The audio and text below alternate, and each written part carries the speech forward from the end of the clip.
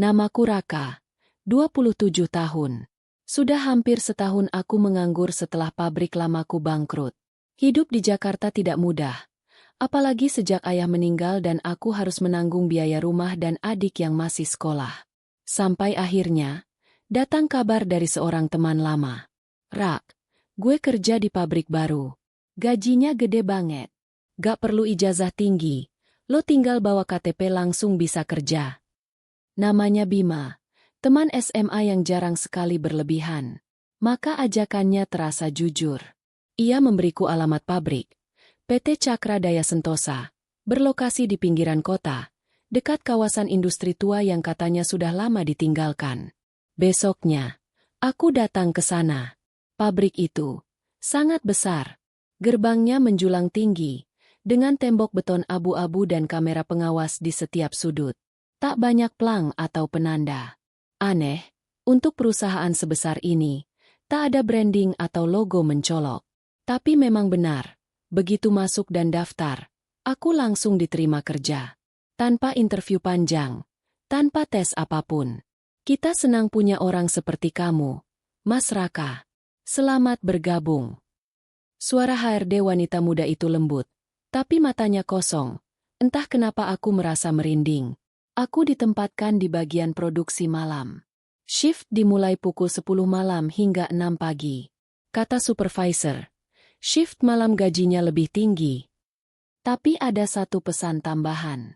Apapun yang kamu lihat, jangan keluar dari jalur kerja. Jangan pernah mendekat ke lorong D13. Itu area maintenance berat. Bahaya kalau masuk tanpa izin. Aku mengangguk saja, meski batinku bertanya. Kenapa sebuah lorong maintenance harus disebut secara khusus? Malam pertama berjalan lancar. Mesin-mesin beroperasi nyaris tanpa suara. Karyawan lain pun jarang berbicara. Semuanya sibuk, fokus, seperti robot. Di ruang istirahat, aku duduk berdua dengan Bima. Lo betah, Rak? Iya, tapi aneh aja. Tempat segede ini tapi sepi banget. Bima tersenyum kaku. Ya, anggap aja hoki. Di sini, yang penting jangan banyak nanya. Sekitar pukul 2 pagi, aku hendak ke toilet. Tapi entah kenapa aku salah belok. Aku menemukan lorong gelap tanpa penerangan. Tak ada papan penunjuk. Namun, di ujung lorong itu, ada pintu besi dengan angka yang sudah tergores samar. D13. Aku terpaku. Suhu udara di situ jauh lebih dingin. Dan entah mengapa aku merasa ada yang sedang mengawasiku dari balik pintu itu. Lalu, trak, suara benturan keras dari dalam lorong membuatku terlonjak. Aku lari sekuat tenaga, kembali ke jalur utama. Pagi harinya, saat hendak pulang, aku bertanya ke satpam tua di gerbang. Pak, kenapa ya? Banyak ruangan yang gak boleh dimasuki. Dia menatapku lekat-lekat. Mas, di tempat ini, uang yang banyak selalu ada gantinya. Kalau mau selamat, kerja aja. Jangan cari tahu. Malam kedua di pabrik terasa lebih dingin dari sebelumnya. Kali ini aku tak berani jauh-jauh dari jalur kerja. Tapi rasa penasaran tentang lorong D13 terus mengusikku sejak kemarin. Bayangan suara benturan dan hawa dingin dari lorong itu masih terngiang-ngiang dalam kepala. Aku mencoba bertanya ke rekan kerja lain. Seorang wanita bernama Mbak Narti, yang terlihat cukup ramah dan sudah lama bekerja di sana. Mbak, kalau boleh tahu, kenapa lorong D13 itu dilarang ya? Mbak Narti terdiam sejenak. Mas Raka, jangan tanya soal itu. Banyak yang nanya, ujung-ujungnya keluar, kalau gak ketemu, ya ditemukan dalam kondisi. Ia tak melanjutkan. Wajahnya mendadak pucat. Pukul 1.45 pagi. Aku sedang mengganti box logistik di gudang belakang, ketika tiba-tiba listrik di sebagian area padam selama beberapa detik. Gelap total. Hanya lampu darurat merah yang menyala, menciptakan suasana seperti film horor murahan. Tapi ini nyata. Dan dalam sunyi itu, terdengar lagi suara benturan dari arah lorong D13. Kali ini bukan hanya satu kali. Dum, dum, dum. Diikuti suara lain. Seperti rintihan. Seperti orang minta tolong. Pelan. Tercekik. Tolong, Saya masih di sini. Aku membeku. Suara itu jelas berasal dari lorong terlarang. Suara laki-laki. Atau mungkin bukan manusia? Besoknya, saat hendak pulang, aku melihat pemandangan yang membuat bulu kuduku meremang. Seorang karyawan dievakuasi pakai tandu. Tubuhnya lemas. Matanya terbuka tapi kosong. Katanya ia ditemukan pingsan di dekat D13. Setelah keluar dari jalurnya untuk mencari alat yang tertinggal. Katanya dia ngomong terus. Aku lihat mereka tak punya mata. Mereka tertawa padaku. Ujar salah satu pekerja senior dengan suara bergetar. Hari keempat, supervisor kami mendadak diganti. Katanya, supervisor lama menghilang tanpa jejak. Bima, temanku, kini terlihat lebih gelisah. Ia jarang bicara. Dan malam itu, saat kami duduk di ruang istirahat, ia tiba-tiba berkata, "Lo harus keluar dari sini, Ra, kalau masih bisa. Sebelum lo tahu lebih banyak." Lo ngomong apa sih? Kenapa mendadak begini? Gue gak bisa ceritain semua. Tapi pabrik ini bukan pabrik biasa. Gaji besar yang lo terima, itu bukan dari hasil kerja keras. Ada sesuatu yang memberi. Aku menatapnya, bingung dan takut. Pukul 3 pagi. Ketika aku kembali ke jalur kerja, aku menemukan secari kertas tergantung di pintu lokerku. Tertulis dengan tulisan tangan kasar. Lorong D13 buka malam ini. Seseorang akan masuk. Jangan ikut. Jangan lihat. Tubuhku gemetar. Siapa yang menulis ini? Dan kenapa aku merasa aku akan melihat sesuatu malam ini yang akan mengubah hidupku selamanya? Malam ketiga terasa lebih mencekam dari sebelumnya. Aku tak bisa berhenti menatap secari kertas yang ditempel di pintu lokerku. Lorong D13 buka malam ini. Seseorang akan masuk. Jangan ikut. Jangan lihat. Pesan itu tertulis dengan tinta merah yang mulai memudar. Seolah-olah ditulis dengan tergesa. Bahkan mungkin dengan darah. Aku menoleh ke sekeliling ruang ganti. Tapi tidak ada siapapun. Hanya hembusan angin dari ventilasi tua yang berbunyi lirih. Pukul 1.15 dini hari. Bunyi sirene keamanan pabrik tiba-tiba menyala 2 kali. Bunyi pendek dan pelan. Kode darurat internal. Begitu kata supervisor tempo hari. Tapi anehnya, tak ada satupun pekerja yang tampak panik. Seolah mereka sudah terbiasa. Dari balik celah pintu kaca ruang kontrol, aku melihat 2 satpam dan seorang pria berpakaian jas formal, bukan karyawan biasa, berjalan cepat menuju lorong D13.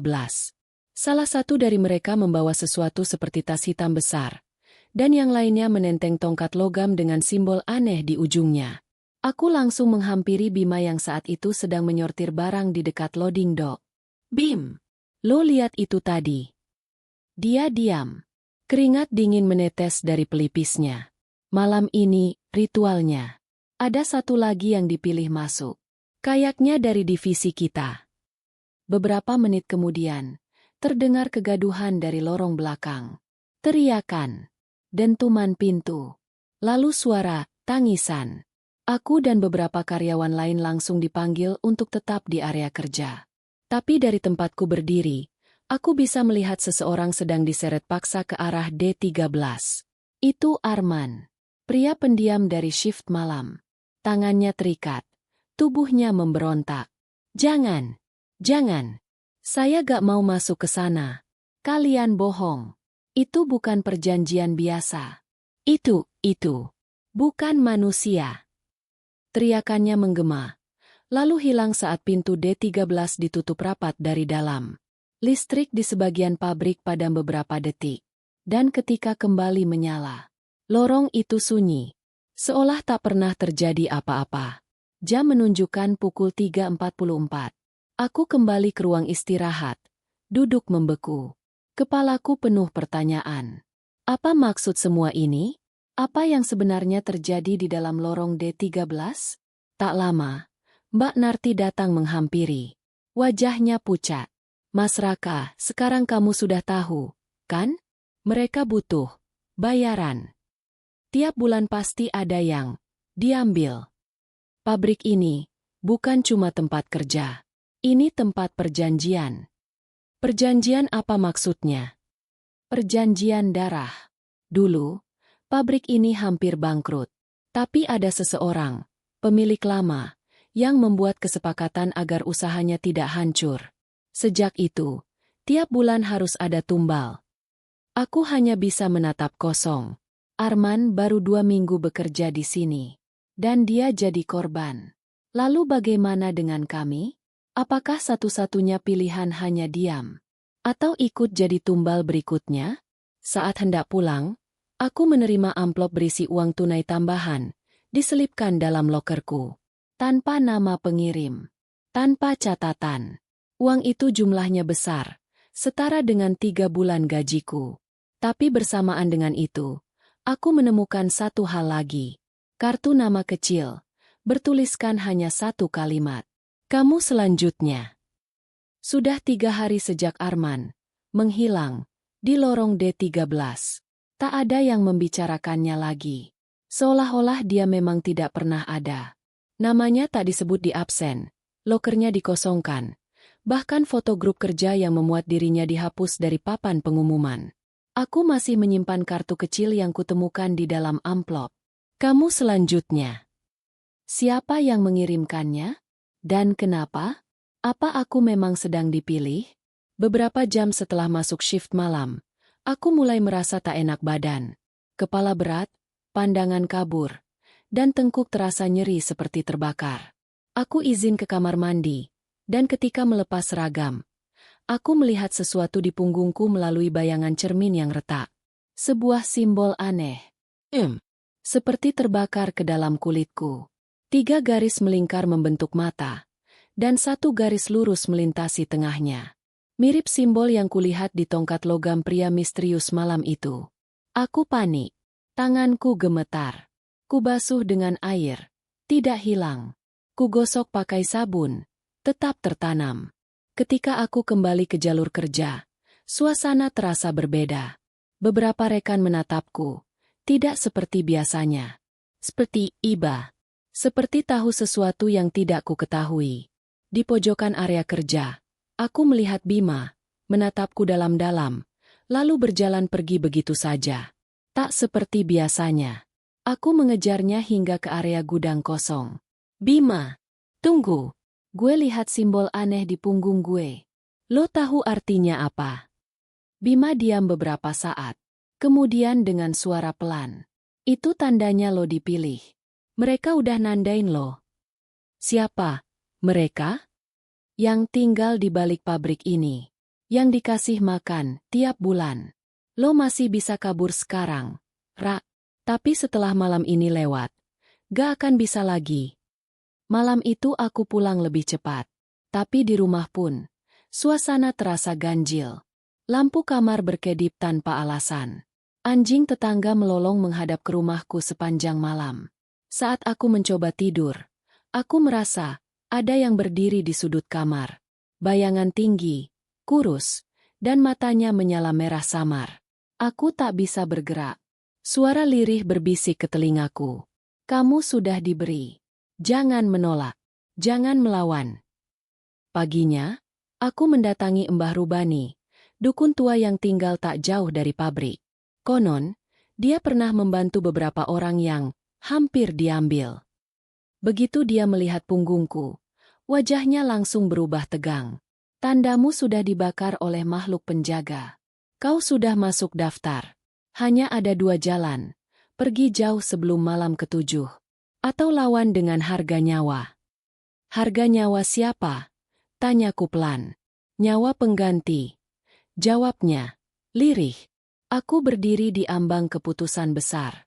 Tetap tinggal dan menerima nasib, atau kabur sejauh mungkin dan mungkin membuat orang lain jadi korban pengganti? Tapi satu hal yang pasti, malam ke-7 tinggal 3 hari lagi. Dan aku mulai melihat makhluk itu, bahkan saat mata ini belum tertutup. Pagi itu aku kembali bekerja. Walau tubuh terasa lemas dan tidurku tak pernah utuh sejak munculnya tanda aneh di punggungku. Semua terasa sunyi, bukan karena pabrik sepi, tapi karena semua orang pura-pura tak tahu. Aku berjalan melewati lorong tempat Arman terakhir terlihat. Lorong D13 tampak biasa saja dari luar. Tapi udara di sekitarnya lebih dingin. Bau logam menyengat. Dan ada 5 ekor lalat hitam mati di lantai depan pintunya. Masih 3 hari, bisik suara dalam benakku. Kalau kabur sekarang, mungkin selamat. Tapi kabur kemana? Dengan apa? Semua pekerja kontrak di pabrik ini harus menyerahkan KTP dan dokumen pribadi saat awal masuk. Dan selama bekerja, aku belum menerima satupun slip gaji atau kontrak tertulis. Siang menjelang sore, aku menyelinap ke ruang arsip, mencari data karyawan lama. Di dalamnya, aku temukan map lusuh berisi dokumen tentang pegawai yang tiba-tiba mengundurkan diri atau menghilang. Ada nama Yuda, Joko, Fitri, dan Arman. Semua punya satu kesamaan. Mereka hanya bekerja kurang dari 2 bulan. Dan tak satu pun dokumennya lengkap. Seolah semuanya dihapus dari sistem. Aku juga menemukan foto lama pemilik awal pabrik ini, Haji Mursid. Seorang pria tua dengan mata tajam, berdiri di depan gerbang pabrik bersama 3 pria berpakaian seperti dukun. Di bagian belakang foto itu tertulis, perjanjian dimulai 17 Januari 1998. 1 nyawa tiap bulan. Gaji ditanggung setan, darah ditanggung manusia. Malamnya, aku dipanggil ke ruangan Pak Heru, kepala operasional pabrik. Ia menyodorkan 2 pilihan. 1. Tanda tangan kontrak resmi sebagai karyawan tetap, dengan gaji 3x lipat. 2. Atau mengundurkan diri malam itu juga dan tidak akan diizinkan menginjak pabrik ini lagi. Tapi saya belum menyerahkan berkas pengunduran diri, kataku. Kami akan bantu bersihkan datamu. Tenang saja. Tapi ingat kalau kau memilih pergi, jangan pernah melihat ke belakang. Ucapnya tenang sambil menatap lurus. Aku tidak menjawab. Hanya diam, berdiri, lalu pergi. Tapi saat hendak keluar gerbang, aku melihat Bima berdiri di samping pos satpam. Wajahnya murung. Raka, kalau lo pergi sekarang, 1 orang harus gantiin lo. Apa maksud lo? Mbak Narti yang akan diambil. Dia sudah tua. Dia gak kuat kalau dipaksa masuk ke D13. Dia sudah 2 kali selamat dari tanda. Tapi kalau lo pergi sekarang, ya sudah. Dadaku sesak. Jadi kalau aku kabur, orang lain akan mati menggantikan? Kenapa dunia ini begitu kejam? Aku pulang malam itu dengan kepala penuh beban. Di dalam kamar, aku kembali melihat makhluk itu berdiri di sudut. Tapi kali ini, lebih dekat. Wajahnya semakin jelas. Kulit hitam membusuk, matanya bolong, dan mulutnya terus menggumam seperti membaca mantra. Tiba-tiba listrik padam. Dan dalam gelap, aku mendengar suara lirih. 3 malam lagi, darahmu milik kami. Setelah malam yang penuh teror, aku memutuskan untuk bicara kembali dengan Bima. Dia satu-satunya orang yang masih terlihat waras di antara para pekerja. Kami bertemu diam-diam di kantin belakang, saat shift pagi belum dimulai. Lo harus tahu, Rak, tiap bulan, 1 dari kita bakal diserahkan. Tapi nggak semua orang mati. Ada yang berhasil selamat, dengan 1 syarat, bawa korban pengganti. Lo udah pernah ngelakuin itu? Gue gak bisa jawab. Wajahnya pucat, matanya berkaca-kaca. Bima akhirnya mengaku, dialah yang pernah menyelamatkan diri 3 tahun lalu dengan mengorbankan pekerja baru. Sejak saat itu, dia hidup dalam rasa bersalah, tapi tak bisa keluar dari pabrik karena tubuhnya sudah terikat. Saat malam tiba, Bima mengajakku ke area gudang tua di belakang kompleks pabrik. Tempat itu sudah tak dipakai selama bertahun-tahun. Tapi menurut Bima, setiap tanggal tertentu, tempat itu berubah jadi altar ritual. Kami masuk lewat celah tembok. Bau anyir menusuk hidung.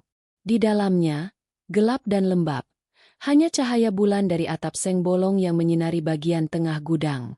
Di sana, kulihat lingkaran ritual digambar di lantai dengan darah kering. Ada lilin-lilin hitam di sekelilingnya. Dan di tengah, tongkat logam yang sama seperti yang dibawa pria misterius di lorong waktu itu. Bima menunjuk ke arah dinding, di mana tergantung foto-foto karyawan yang sudah diserahkan. Di antaranya, Arman. Tiba-tiba, kami mendengar suara langkah kaki, cepat dan berat. Kami bersembunyi di balik tumpukan karung tua. Dari celah, kami melihat Pak Heru masuk bersama dua orang tak dikenal. Mereka membawa sekarung benda yang kemudian dibuka, penuh dengan ayam hitam dan seekor kambing. Untuk peringatan hari jadi, ujar Pak Heru. Darah hewan tak cukup tahun ini. Kita harus mulai siapkan korban manusia berikutnya. Anak baru itu. Raka. Aku menahan napas. Hatiku berdegup kencang. Namaku disebut. Aku target selanjutnya. Bima mencengkeram lenganku, berbisik lirih. Lo harus pergi, Ra. Tapi jangan sendirian. Kita harus cari tahu siapa pemilik awal pabrik ini, dan bagaimana cara memutus perjanjiannya. Keesokan paginya, aku dan Bima menyelinap ke rumah arsip desa, berpura-pura jadi mahasiswa penelitian. Di sana kami menemukan surat tanah dan izin pembangunan pabrik atas nama Haji Mursid bin Said Al-Ghazali. Ternyata, Haji Mursid dikenal sebagai tokoh kaya raya di era 90-an, tapi mendadak menghilang secara misterius tahun 2001. Desas-desus menyebut ia menjual keturunannya dalam perjanjian pesugihan dengan syarat pabriknya harus terus memberi darah. Dan yang paling mengejutkan, Pak Heru adalah anak kandung Haji Mursid. Saat kami hendak kembali, aku melihat dari kejauhan, mobil hitam pabrik terparkir tak jauh dari gerbang arsip. Seseorang memotret kami dari dalam. Dan saat aku melihat ke kaca jendela mobil itu, ada mata merah menyala. Menatapku lurus, seolah menunggu. Hari itu, aku dan Bima berjalan keluar dari arsip desa dengan hati berdebar.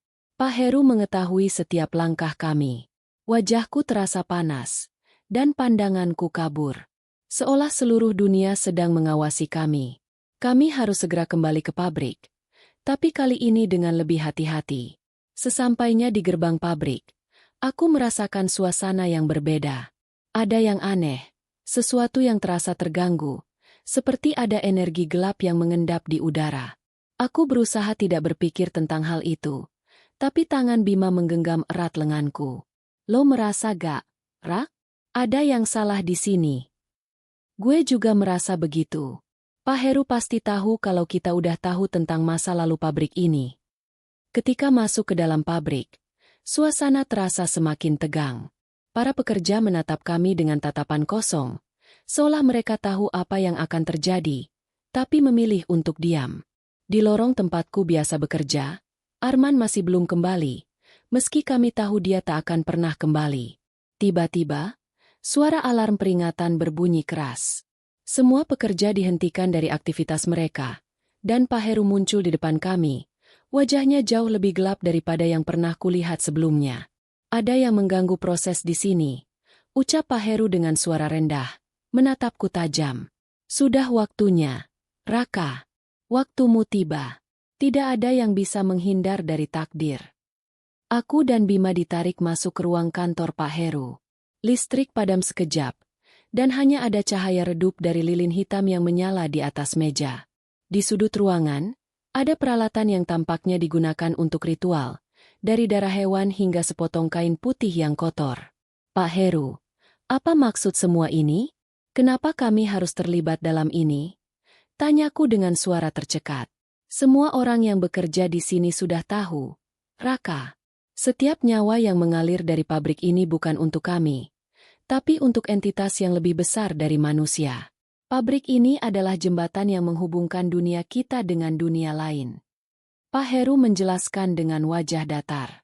Aku bisa merasakan tangan Bima mulai gemetar, dan aku pun tak bisa menahan rasa takut yang semakin membesar. Apa yang harus kulakukan sekarang? Apakah aku harus mengikuti permainan mereka dan menyerahkan nyawaku? Ataukah ada cara untuk keluar dari permainan ini? Di luar kantor, aku mendengar suara langkah berat. Ada 3 orang berpakaian serba hitam yang berjalan ke arah ruangan kami. Mereka membawa sebuah peti kayu besar yang berbau busuk. Tiba-tiba, Pak Heru berdiri, dan matanya yang merah menyala menatap kami. Ini adalah takdir kalian. 3 hari lagi, dan kalian akan tahu apa yang sebenarnya terjadi di pabrik ini. Apa yang sebenarnya terjadi di sini? Siapa yang mengontrol semua ini? Tanyaku hampir berteriak. Pak Heru hanya tersenyum dingin. Tanyakan itu pada Haji Mursid. Pak Heru membuka peti kayu itu, dan apa yang kulihat membuatku hampir pingsan. Di dalamnya terdapat sebuah buku tua dengan sampul kulit hitam, dan di sampingnya ada tulisan tangan yang menyebutkan nama-nama pekerja yang sudah diserahkan. Ini adalah buku kehidupan pabrik ini. Setiap nama yang terdaftar adalah nyawa yang harus dibayar. Pak Heru menjelaskan. Dan sekarang, kalian berdua sudah terdaftar. Aku menatap Bima dengan mata lebar. Aku tahu saat itu, tak ada lagi jalan keluar yang mudah. Keputusan harus segera diambil. Apa aku harus kabur? Atau harus melakukan ritual itu? Kalau aku tetap bertahan, apakah akan ada cara untuk membebaskan kami? Tiba-tiba, suara langkah kaki dari luar makin mendekat. Aku merasa terperangkap. Bima berbisik cepat. Jangan pilih jalan ini, Raka. Kalian harus berhenti sebelum terlambat. Malam itu, jantungku berdetak kencang. Tak ada jalan mundur. Pak Heru berdiri di depan kami dengan tatapan yang penuh tekad.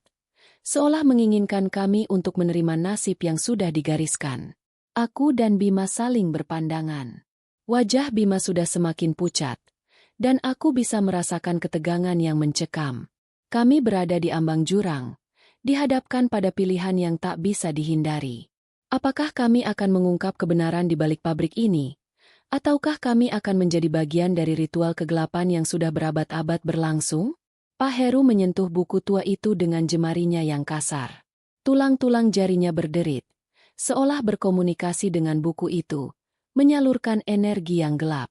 Lilin hitam di meja menyala lebih terang, menerangi ruangan yang sempit dan penuh dengan aroma darah. Kalian harus tahu bahwa apa yang terjadi di sini bukan hanya tentang uang. Pabrik ini adalah gerbang, sebuah tempat pertemuan antara dunia manusia dan dunia gaib. Ucap Pak Heru dengan suara rendah, hampir seperti bisikan angin malam. Aku merasa mataku mulai kabur, dan tubuhku terasa kaku. Sesuatu yang tak terlihat seolah mulai mengikat tubuhku, menekan setiap serat otot. Tapi aku berusaha tetap tegar. Tapi kenapa, Pak Heru? Kenapa harus mengorbankan nyawa manusia?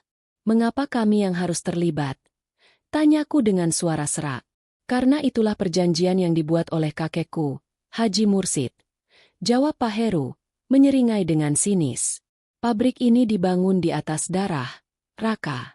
Dan kalian akan menyadari nanti, darah itu takkan pernah bisa dibersihkan.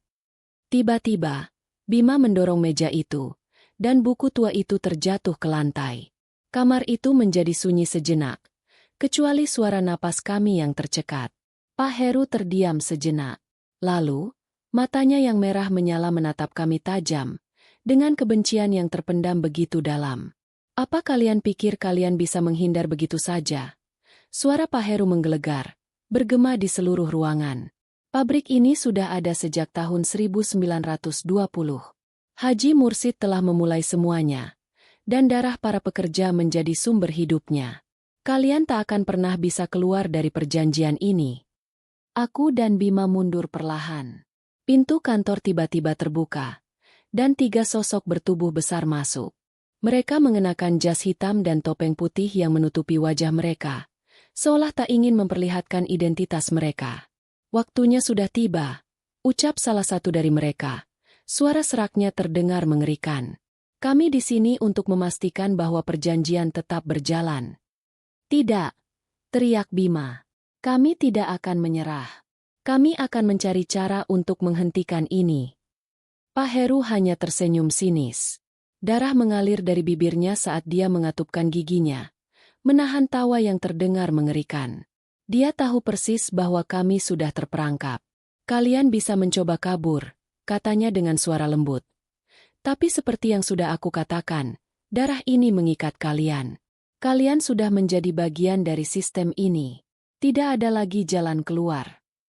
Aku merasa tubuhku mulai lemas, seolah ada kekuatan yang menarikku lebih dekat ke dalam lingkaran kegelapan. Apakah benar kami tak bisa keluar? Namun, Dalam keputusasaan itu, aku melihat sesuatu yang tak terduga. Di balik dinding, ada sebuah gambar tua yang tampak terabaikan. Gambar itu menunjukkan seorang pria, mengenakan pakaian yang sangat mirip dengan yang dipakai oleh Pak Heru. Dan pria itu tampak sangat mirip dengan Haji Mursid. Aku mengalihkan pandanganku sejenak ke Bima, yang juga melihat gambar itu. Sesuatu dalam diriku mulai tersentak, seolah ada sebuah jawaban yang terpendam selama bertahun-tahun, sebuah kebenaran yang tak terungkap. Pak Heru, aku berbicara dengan suara tegas, meskipun tubuhku masih gemetar. Siapa sebenarnya Haji Mursid? Kenapa dia tak pernah muncul lagi setelah perjanjiannya? Pak Heru terdiam. Matanya menatapku dengan rasa takut yang luar biasa. Ada sesuatu yang dia sembunyikan. Sesuatu yang lebih besar dari sekadar perjanjian pesugihan. Mursid tidak pernah menghilang. Raka. Dia ada di sini. Jawab Pak Heru. Suaranya bergetar. Dia adalah bagian dari pabrik ini. Bagian dari kita semua.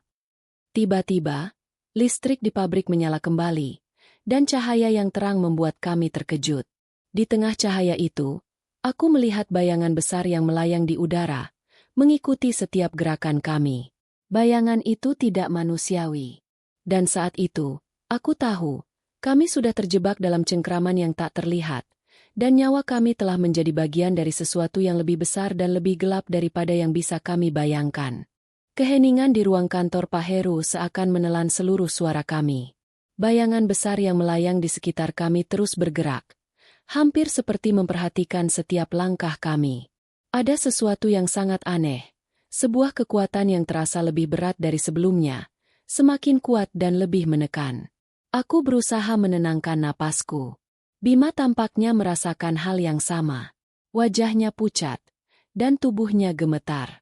Namun, ada satu hal yang sama-sama kami sadari, kami tidak bisa mundur lagi. Kami harus menghadapi kebenaran dan mengetahui apa yang sebenarnya terjadi di balik pabrik ini. Pak Heru, siapa sebenarnya Haji Mursid? Tanyaku dengan suara penuh tekad.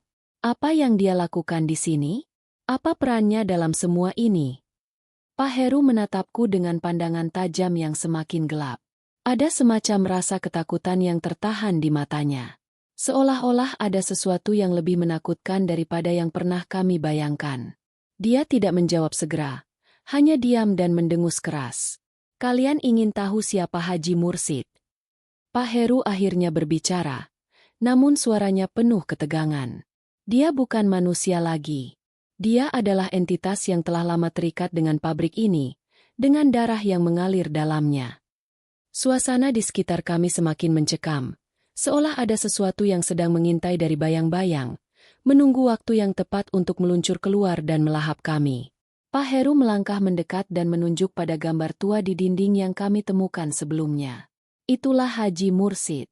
Di dunia ini, dia adalah orang yang pertama kali memulai perjanjian ini, suatu perjanjian yang mengikat pabrik ini dengan kekuatan yang lebih besar dari sekadar iblis.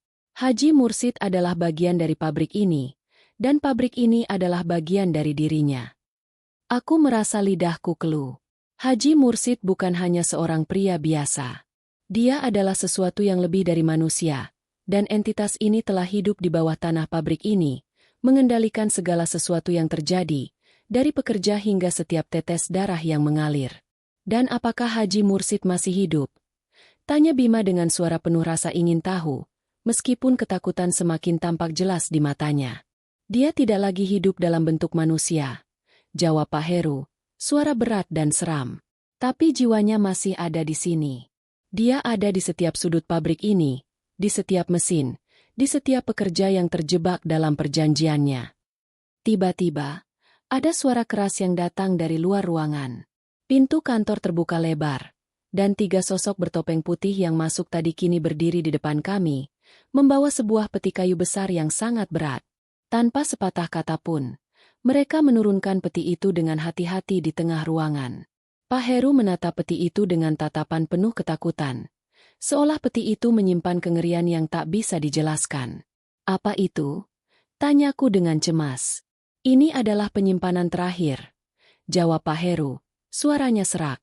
Inilah ruh yang mengikat pabrik ini, yang mengikat semuanya, termasuk kalian.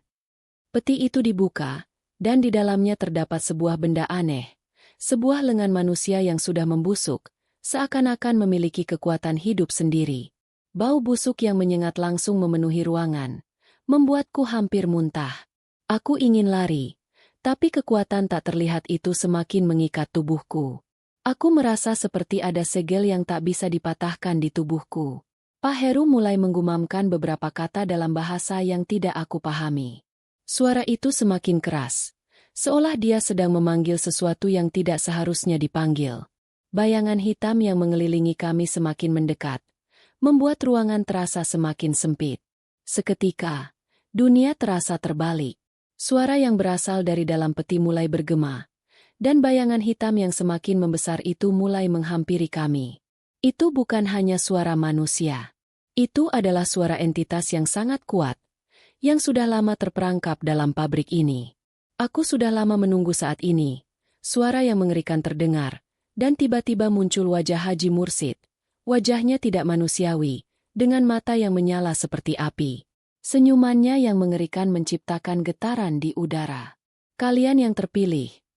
Kalian adalah bagian dari takdir yang tidak bisa dielakkan. Kalian adalah persembahan yang sangat aku nantikan. Bima berteriak keras, berlari ke arah pintu. Tapi pintu itu tertutup rapat seolah ada tembok tak terlihat yang menghalangi. Kami terjebak, dan wajah Haji Mursid semakin mendekat, seperti ingin menelan kami hidup-hidup. Tidak ada lagi yang bisa melarikan diri, anak-anak. Haji Mursid menggeram. Suara tak manusiawi yang membuat tubuh kami hampir lumpuh. Haji Mursid berdiri di depan kami dengan senyuman yang semakin mengerikan. Wajahnya seperti menghitam, tidak lagi tampak seperti manusia, lebih seperti makhluk dari alam lain yang tidak seharusnya ada di dunia ini. Kami tidak bisa bergerak, tubuh kami terasa kaku, seolah terikat oleh kekuatan yang sangat kuat. Kalian tak akan bisa keluar dari sini, Haji Mursid berkata dengan suara bergetar, bergaung dalam ruangan yang semakin panas. Kalian sudah terperangkap dalam kutukan ini, dan hanya persembahan darah yang bisa membebaskan kalian. Kami mencoba melawan, namun seluruh tubuh kami terasa berat.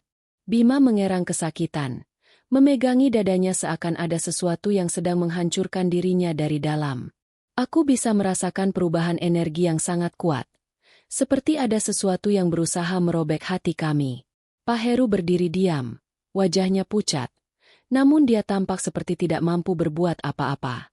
Dia menggigit bibirnya, seakan sedang bertarung dengan pikirannya sendiri. Rasa ketakutan yang luar biasa tampaknya menguasai dirinya, dan aku bisa merasakan bahwa dia adalah salah satu korban yang sudah lama terperangkap dalam permainan ini. Pak Heru, aku berteriak, berusaha mencari jawaban. Apa yang sebenarnya terjadi? Kenapa kita semua terjebak di sini? Pak Heru menatapku dengan mata penuh keputusasaan.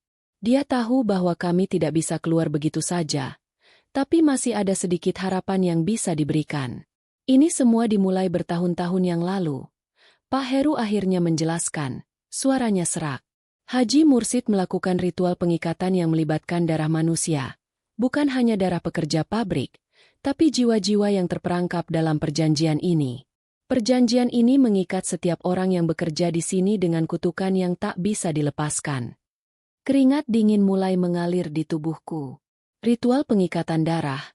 Itu artinya kami sudah terjerat dalam sesuatu yang lebih besar daripada sekadar perjanjian bisnis. Kami sudah menjadi bagian dari perjanjian yang jauh lebih mengerikan. Jika ingin selamat, kami harus memenuhi syarat-syaratnya. Kami harus melakukan apa untuk keluar?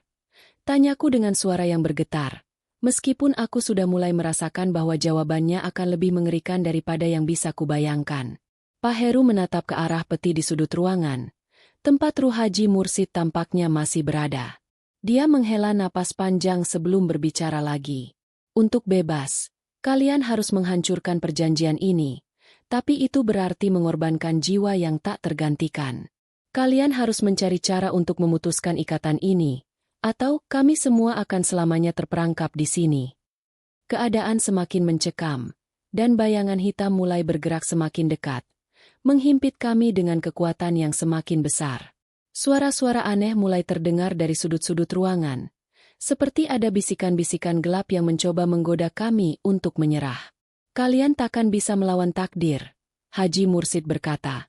Suaranya penuh dengan kelembutan yang mengerikan, meskipun senyuman di wajahnya semakin lebar. Perjanjian ini sudah berlangsung terlalu lama.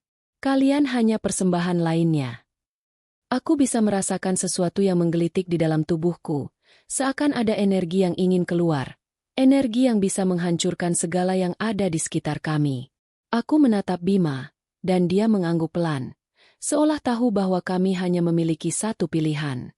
Menghancurkan perjanjian ini, meskipun artinya itu bisa berakhir dengan kematian. Bagaimana caranya? Bima bertanya, mencoba untuk tetap tegar, meskipun suaranya penuh dengan keraguan. Pak Heru menatap kami, dan untuk pertama kalinya, aku melihat rasa penyesalan yang mendalam di matanya. Ada satu cara, jawab Pak Heru, tapi itu berbahaya. Kita harus mencari benda yang bisa memutuskan perjanjian ini, benda yang tersembunyi di dalam pabrik ini. Hanya dengan benda itu kita bisa menghancurkan kekuatan Haji Mursid. Tiba-tiba, sebuah suara keras terdengar, dan ruangan seakan berguncang. Pintu terbuka, dan sosok misterius muncul di depan kami. Sosok itu mengenakan jubah hitam dengan wajah tertutup, seolah-olah dia sudah menunggu saat ini. Kalian tidak bisa menghancurkan perjanjian ini. Suara itu terdengar dalam, penuh ancaman. Aku sudah lama menjaga rahasia ini. Jika kalian mencoba melawan, kalian akan menyesal. Sosok misterius itu berdiri di depan kami. Wajahnya tersembunyi di balik kerudung hitam yang menggantung rendah. Suasana ruangan semakin mencekam, dan aku bisa merasakan udara terasa semakin berat. Kehadirannya membawa aura yang tak bisa dijelaskan, seperti ada kekuatan gelap yang menyatu dengan setiap partikel udara di sekitarnya. "Siapa kamu?" Aku berteriak dengan suara yang hampir tidak terdengar, berusaha untuk tetap tenang meskipun rasa takut mulai menguasai diriku. "Apa yang sebenarnya terjadi di sini? Apa yang kamu inginkan?" Sosok itu tidak segera menjawab, tetapi langkahnya perlahan maju, mendekati kami. Matanya yang tersembunyi hanya menyisakan kilatan merah yang bersinar di dalam kegelapan. Suaranya terdengar serak, penuh dengan kekuatan yang tidak bisa ditandingi. "Aku adalah penjaga perjanjian ini," katanya dengan suara yang menggelegar. "Kalian tidak bisa mengubah takdir yang sudah tertulis. Haji Mursid tidak akan membiarkan siapapun mengkhianati kesepakatan yang telah dibuat. Kalian sudah terperangkap dalam kutukan yang lebih kuat daripada apa yang kalian bayangkan." Bima, yang sebelumnya terlihat ragu, kini berdiri lebih tegak. Wajahnya penuh tekad, meskipun ketakutan tetap tergambar jelas di matanya. "Kami tidak akan menyerah," kata Bima, suaranya penuh keyakinan. "Jika perjanjian ini harus dihancurkan, maka kami akan melakukannya, apapun harganya." Pak Heru tampaknya semakin tertekan.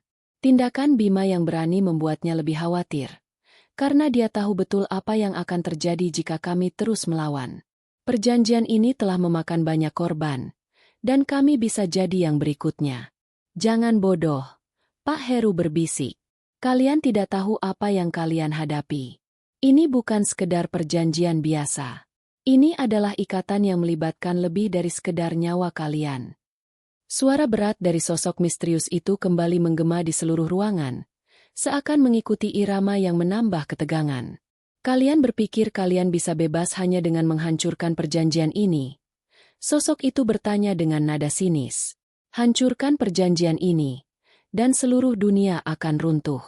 Tidak ada yang akan selamat, bahkan kalian." Aku merasakan energi yang mengalir dari setiap sudut ruangan, dan semakin lama, kekuatan itu semakin mempengaruhi kami. Jantungku berdebar kencang, seolah ada tangan tak terlihat yang menekan dadaku. Setiap kata yang diucapkan sosok ini mengingatkan kami bahwa perlawanan ini mungkin akan berakhir dengan kematian. "Jadi, apa yang harus kami lakukan?" tanyaku, merasa mulai putus asa. "Apakah ada cara untuk menghancurkan perjanjian ini dan keluar hidup-hidup?" Sosok itu berhenti sejenak, lalu mengangkat tangannya, memunculkan sebuah lingkaran cahaya gelap yang berputar di sekitar kami. Angin dingin berhembus keras, dan kami merasakan sebuah dorongan kuat yang seakan ingin menarik kami ke dalam jurang. Ada satu cara, jawab sosok itu, sambil tertawa pelan. Namun, itu bukan sesuatu yang bisa kalian bayangkan. Kalian harus memilih satu dari kalian untuk berkorban demi membebaskan yang lainnya. Salah satu dari kalian harus menjadi persembahan terakhir. Aku terdiam mendengar kata-kata itu. Satu dari kami harus mengorbankan nyawa demi yang lainnya? Itu adalah pilihan yang terlalu berat untuk diambil. Kami semua saling menatap, ragu dan takut akan apa yang akan terjadi selanjutnya. Pak Heru menundukkan kepala, terlihat sangat tertekan oleh keputusan ini. Dia sudah terperangkap dalam perjanjian ini selama bertahun-tahun, dan dia tahu betul bahwa perlawanan seperti ini hanya akan berakhir dengan penderitaan yang lebih besar. Kalian harus memilih dengan hati-hati, lanjut sosok itu dengan senyum yang menyeringai. Karena jika kalian tidak memilih dengan bijak, semua akan hancur, dan kalian akan menyesal. Bima menggenggam tanganku, matanya penuh ketegasan, namun aku bisa melihat keraguan di dalam dirinya. Seakan-akan dia juga mulai merasakan bahwa ada cara yang lebih baik untuk mengakhiri semua ini. Aku akan menjadi yang pertama, kata Bima tiba-tiba, membuat kami semua terkejut. Aku akan mengorbankan diriku, demi kalian. Aku terkejut dengan keputusan Bima. Dia tahu betul bahwa perjuangan ini bisa saja berakhir dengan kematian siapa saja yang mengorbankan dirinya. Namun, dia tetap memilih untuk berkorban. Apakah itu keputusan yang tepat? Apakah kami bisa menghancurkan perjanjian ini tanpa kehilangan lebih banyak jiwa? Tiba-tiba, langit-langit pabrik mulai bergetar, dan suara gemuruh terdengar semakin keras. Semua orang terlihat panik, dan ruangan tersebut berubah menjadi sangkar gelap yang semakin menjerat kami. Kami tahu waktu kami sudah semakin sedikit. Suasana di dalam pabrik semakin mencekam, seolah-olah dunia ini akan segera runtuh. Gemetarannya semakin terasa, dan kami semua terhanyut dalam ketegangan yang memuncak. Lingkaran cahaya gelap yang dipancarkan oleh sosok misterius semakin menyala, membuat ruangan ini terasa lebih sempit dan penuh dengan kegelapan yang pekat. Bima, dengan wajah penuh ketegasan, melangkah maju. Ada keputusan yang bulat di matanya. Semua mata tertuju padanya, termasuk mata Pak Heru, yang kini penuh dengan kekhawatiran. Bima, jangan! Aku berteriak, berusaha menahannya. Ini bukan jalan yang benar. Kami semua bisa mencari cara lain. Namun, Bima hanya terdiam sesaat, menatapku dengan mata yang penuh keputusan dan keberanian. Ini satu-satunya jalan, Santi, jawabnya. Suaranya bergetar namun penuh keyakinan. Jika ini yang harus aku lakukan untuk kalian selamat, maka aku rela. Ini adalah jalan yang harus kuambil. Mataku mulai berkaca-kaca. Rasanya seperti mimpi buruk yang tak akan pernah berakhir. Kami berada di ujung jurang, dan Bima sedang siap melompat tanpa ragu. Kau harus tahu, kata Pak Heru. Suara-suaranya mulai serak karena tekanan yang ada. Perjanjian ini jauh lebih kuat dari yang kalian pikirkan.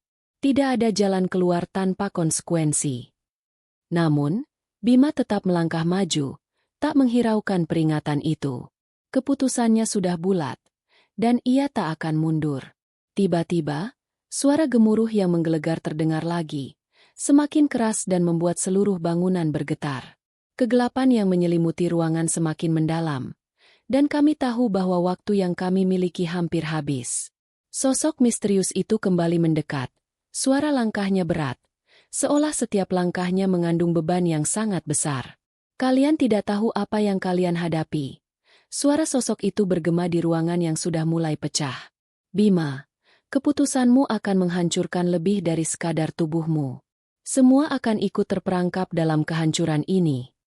Namun, Bima tidak gentar.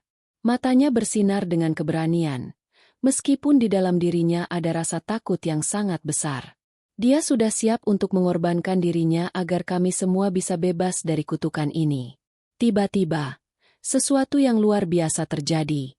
Cahaya yang sebelumnya gelap mulai memudar, dan pabrik itu mulai berguncang hebat. Sebuah pintu besar terbuka di depan kami, seakan memberi kami kesempatan terakhir untuk keluar dari kegelapan ini. Pintu ini hanya akan terbuka untuk mereka yang mau berjuang. Sosok itu berbicara dengan nada yang penuh ancaman. Tapi ingat, perjanjian ini hanya bisa diakhiri dengan pengorbanan. Salah satu dari kalian harus memilih jalan yang gelap. Bima tidak ragu lagi. Ia melangkah maju, mengulurkan tangannya ke dalam cahaya gelap itu, seperti menerima takdirnya. Namun, sesaat sebelum tangannya menyentuh cahaya itu, aku berlari ke arahnya. Aku tak bisa membiarkannya melangkah sendiri. Aku meraih tangannya dengan erat. Bima, kita tidak harus sendirian. Aku berteriak. Air mata mulai mengalir. Kita bisa melawan ini bersama-sama. Kita tidak bisa membiarkan diri kita terjerat dalam perjanjian ini. Kita masih punya waktu. Bima menatapku, terdiam sejenak. Seakan ada pergulatan batin dalam dirinya. Wajahnya terlihat lelah. Namun ada secercah harapan di matanya. Mungkin, hanya mungkin, masih ada jalan keluar yang belum kami temukan. Santi, katanya perlahan. Terima kasih telah mengingatkanku. Mungkin aku terlalu terbawa emosi.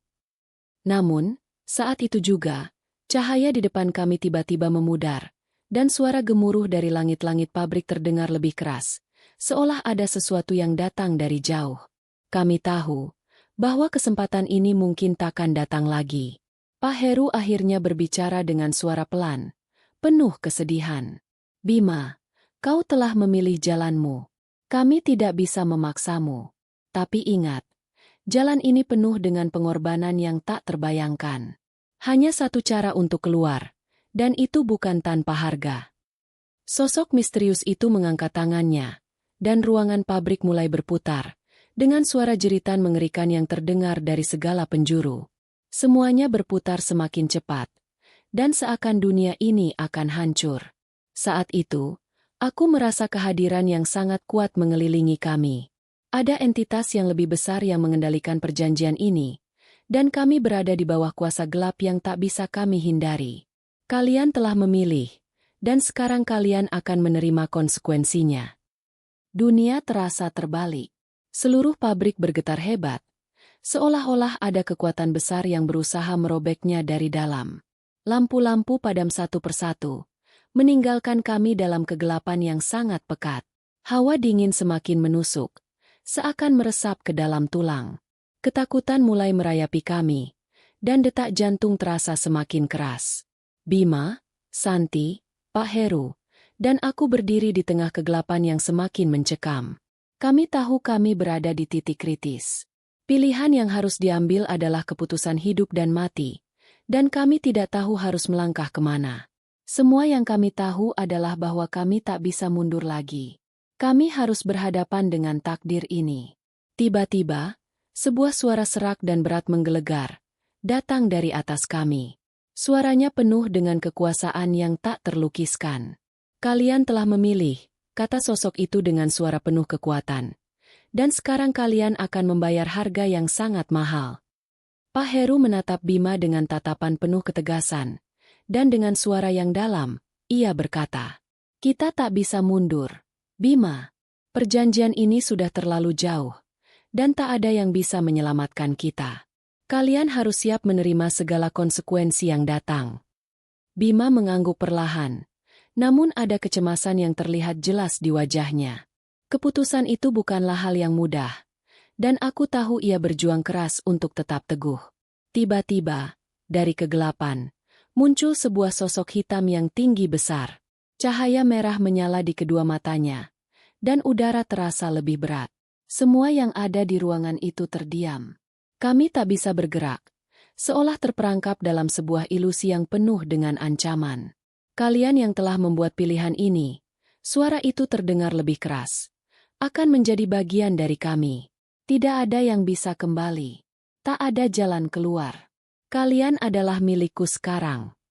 Kami semua merasakan tangan dingin yang menggapai di udara, seakan ingin mencengkram jiwa kami. Pak Heru mengatupkan giginya, dan dengan keberanian yang tersisa, ia berteriak, Bima, jangan biarkan dia menguasai kalian. Ini saatnya kita melawan. Namun, saat itu juga, Bima maju dengan langkah pasti. Ada api keberanian yang membara di matanya. Ia melangkah ke depan, mencoba menghadapinya tanpa ragu, meskipun kami semua tahu ini adalah pertaruhan besar. Sosok hitam itu menatap Bima, dan senyuman mengerikan mulai terbentuk di wajahnya. Kau pikir kau bisa mengalahkan kami? Kalian hanya serangga kecil yang mencoba melawan kekuatan abadi. Semua yang ada di sini adalah bagian dari kesepakatan yang telah kalian buat. Bima mengangkat tangannya, dan sesuatu yang tak terduga terjadi. Pancaran cahaya biru muncul di sekeliling tubuhnya. Bukan cahaya biasa, ini adalah kekuatan yang tidak berasal dari dunia ini. Sosok hitam itu terhuyung mundur, seolah kaget oleh kekuatan yang tiba-tiba muncul. Apa ini?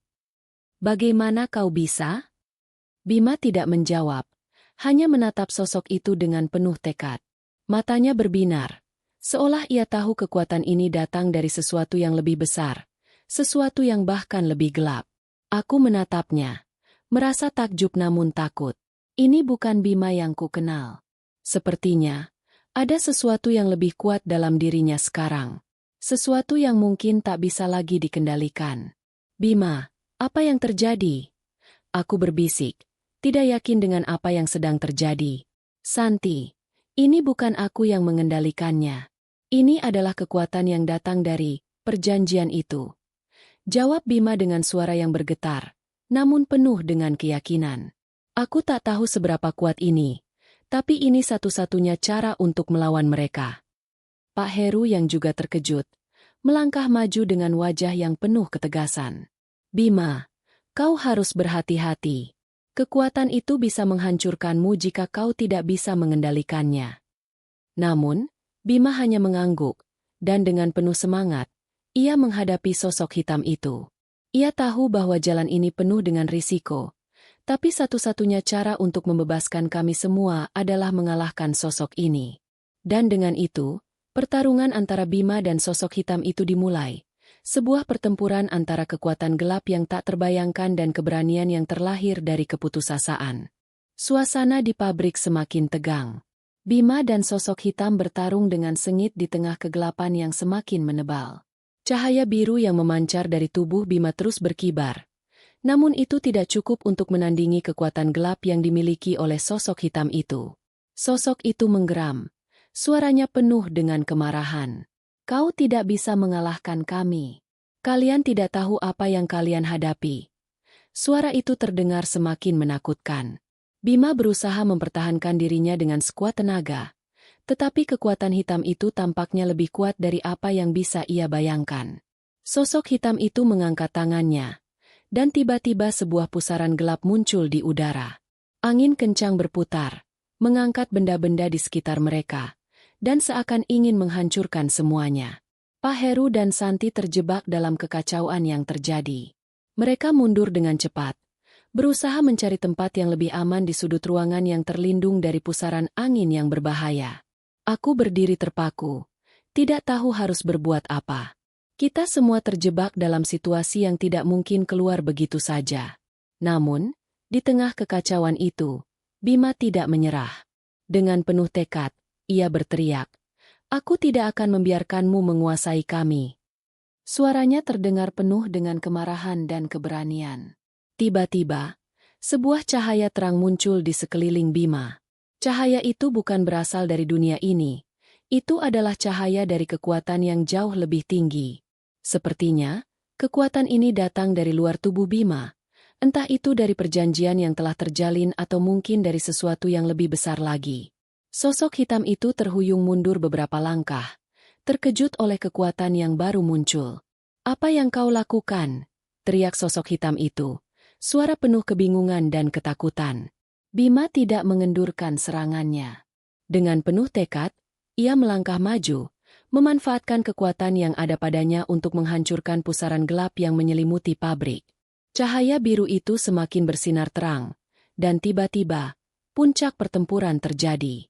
Sosok hitam itu terhantam oleh gelombang energi yang dahsyat. Tubuhnya terlempar jauh, menyentuh dinding dengan keras, dan seketika itu juga, sebuah suara gemuruh besar terdengar, seperti sebuah dunia yang runtuh. Sosok hitam itu berteriak seakan tubuhnya terbakar oleh kekuatan yang tidak bisa ia tahan. Wajahnya berubah mengerikan, dan matanya memancarkan cahaya merah yang semakin besar. Kekuatan terakhir yang ia miliki kini menjadi bumerang yang menghancurkannya sendiri. "Kau akan menyesal," teriak sosok hitam itu.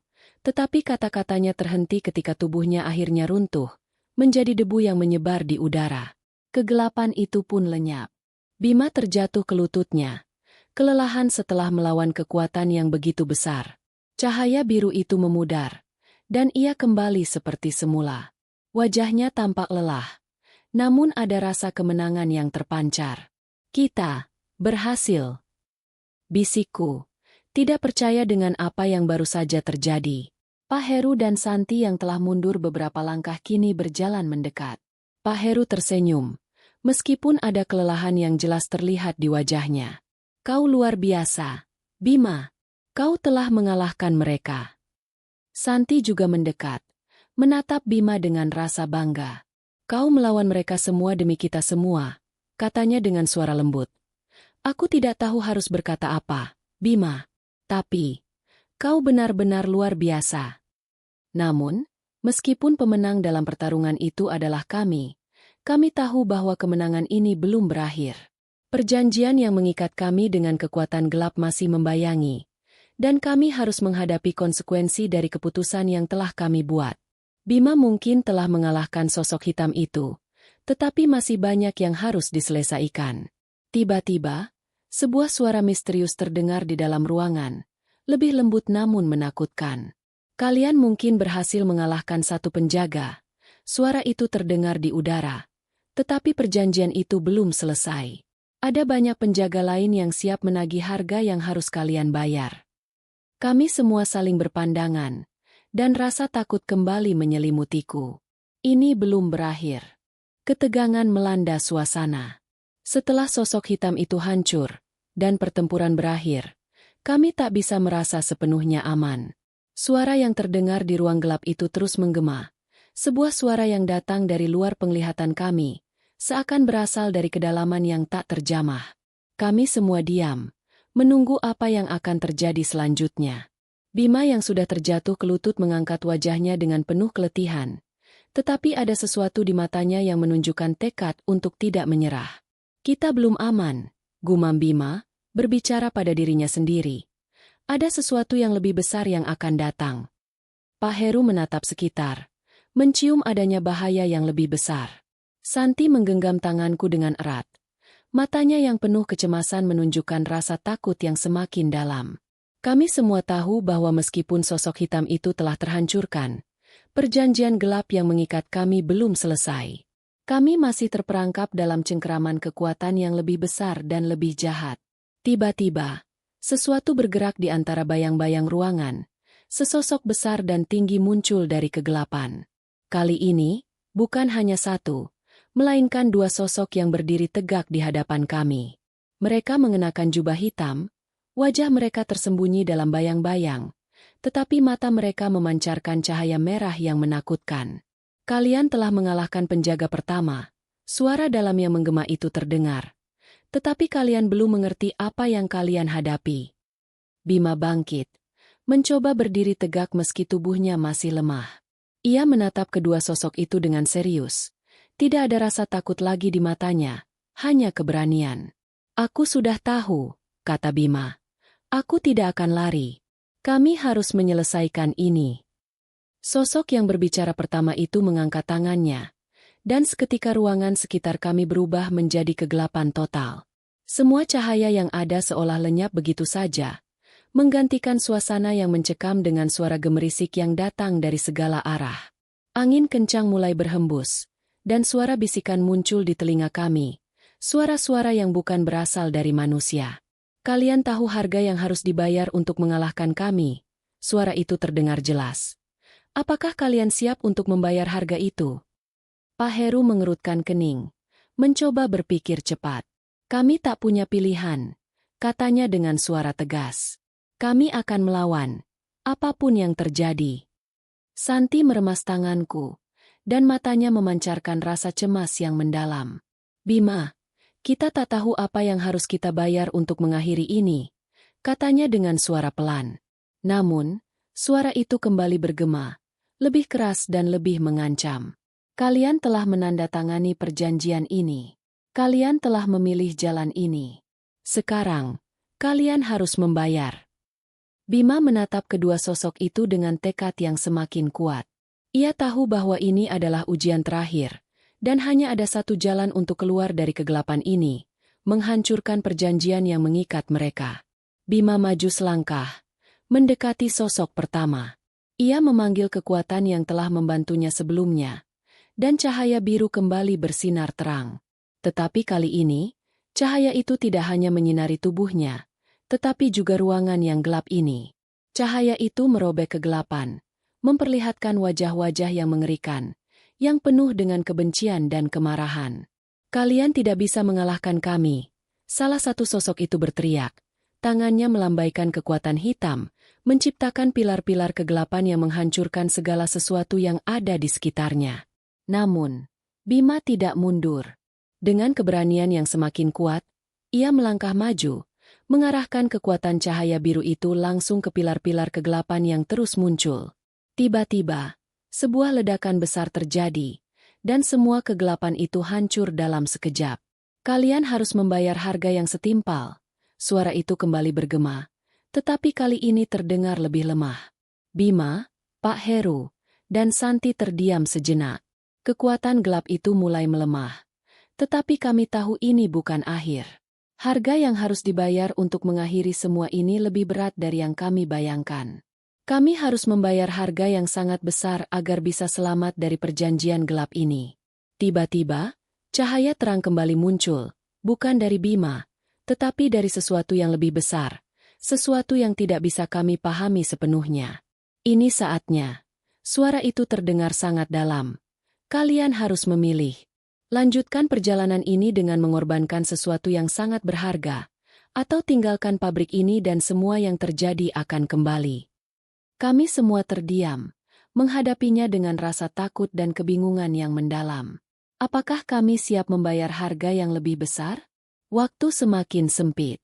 Kami berdiri dalam hening, menghadapi pilihan yang tidak pernah kami bayangkan. Bima, Pak Heru, dan Santi saling bertatapan. Wajah mereka menunjukkan kegelisahan yang mendalam. Cahaya terang yang muncul dari kegelapan bukan berasal dari dunia yang kami kenal. Itu seperti kekuatan yang lebih tinggi, yang mengawasi setiap gerakan kami.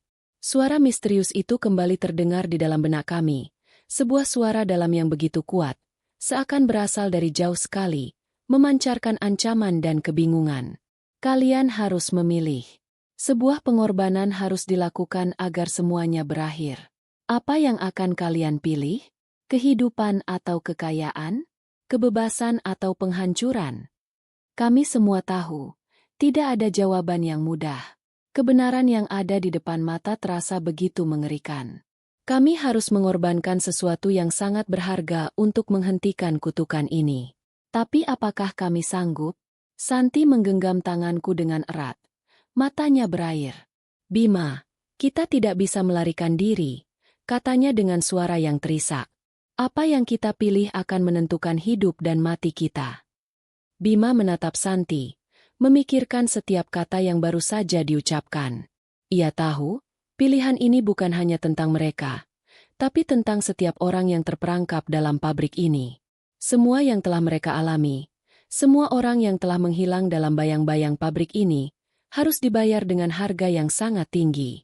Pak Heru, yang selama ini lebih banyak diam, akhirnya membuka suara. Bima, kita tidak bisa mengambil risiko memilih sembarangan. Suaranya berat, penuh kecemasan.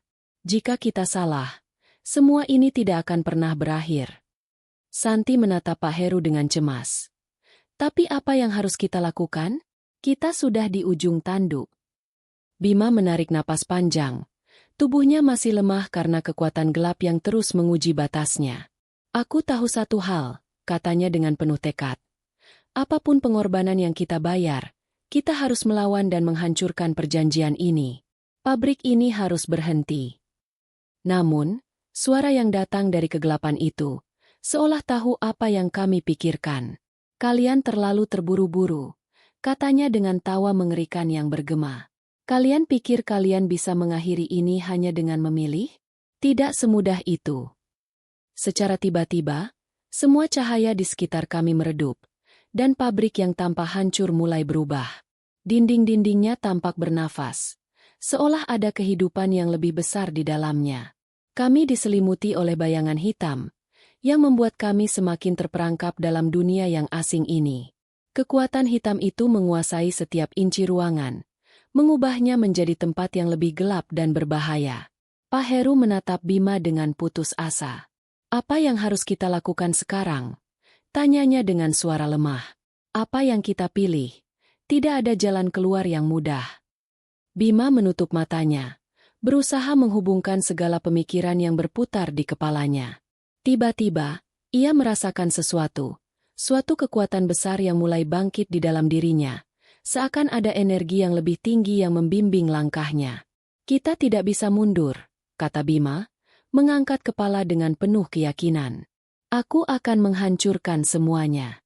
Aku akan menghancurkan perjanjian ini. Namun, suara itu kembali bergema, lebih keras kali ini, menyentuh jiwa kami dengan kengerian yang tak bisa diungkapkan. Harga yang harus kalian bayar tidak hanya berupa darah, tetapi kehidupan kalian sendiri. Suara itu mengancam. Apakah kalian siap untuk mengorbankan lebih dari yang kalian bayangkan? Bima maju selangkah, tangannya mulai memancarkan cahaya biru yang semakin terang, seperti pertanda bahwa dia telah membuat keputusan yang tak bisa diubah. Aku siap, katanya dengan tegas. Suaranya penuh keberanian. Jika itu harga yang harus dibayar, aku akan membayarnya. Namun, tiba-tiba sosok-sosok bayangan hitam yang mengelilingi kami berubah menjadi lebih banyak lagi, dan sebuah suara mengerikan terdengar, seakan berasal dari kedalaman bumi. Kalian masih belum mengerti, suara itu berbicara. Hanya ada satu cara untuk menghentikan semua ini, dan itu adalah pengorbanan yang tak terelakkan. Kami semua terdiam, mengerti bahwa waktu semakin sempit. Kami harus memilih, melawan dan mempertaruhkan nyawa, atau mundur dan menyerah pada kekuatan gelap yang semakin mendekat. Kami berdiri di tengah bayangan gelap, terperangkap dalam pilihan yang tak bisa kami elakkan. Bima, Pak Heru, dan Santi saling menatap satu sama lain, tanpa ada yang tahu langkah berikutnya. Kekuatan hitam yang mengelilingi kami semakin mendalam, seperti wajah-wajah yang tersembunyi dalam kegelapan, menunggu untuk merenggut nyawa kami. Suara yang mengerikan itu terdengar sekali lagi, semakin kuat dan mengancam. Kalian masih belum mengerti. Pengorbanan ini lebih dari sekedar darah dan nyawa. Suara itu terdengar sangat dekat, seakan datang dari dalam tubuh kami, menembus setiap saraf dan membekukan otak kami. Bima berdiri dengan tegar, meskipun jantungnya berdebar hebat. Kami tahu harga yang harus kami bayar. Suaranya menggema dengan keyakinan, meskipun ketakutan jelas terpancar di wajahnya. Jika kami harus mati untuk menghentikan kutukan ini, kami siap. Namun, Pak Heru yang biasanya tenang, kali ini tampak bimbang. Bima, kau tak tahu apa yang sedang kita hadapi. Ini bukan sekadar perjanjian biasa. Suaranya terputus-putus, seakan dia merasa ada yang hilang dalam dirinya. Perjanjian iblis ini jauh lebih kuat, lanjut Pak Heru, dan harga yang kita bayar lebih mahal dari yang kau kira.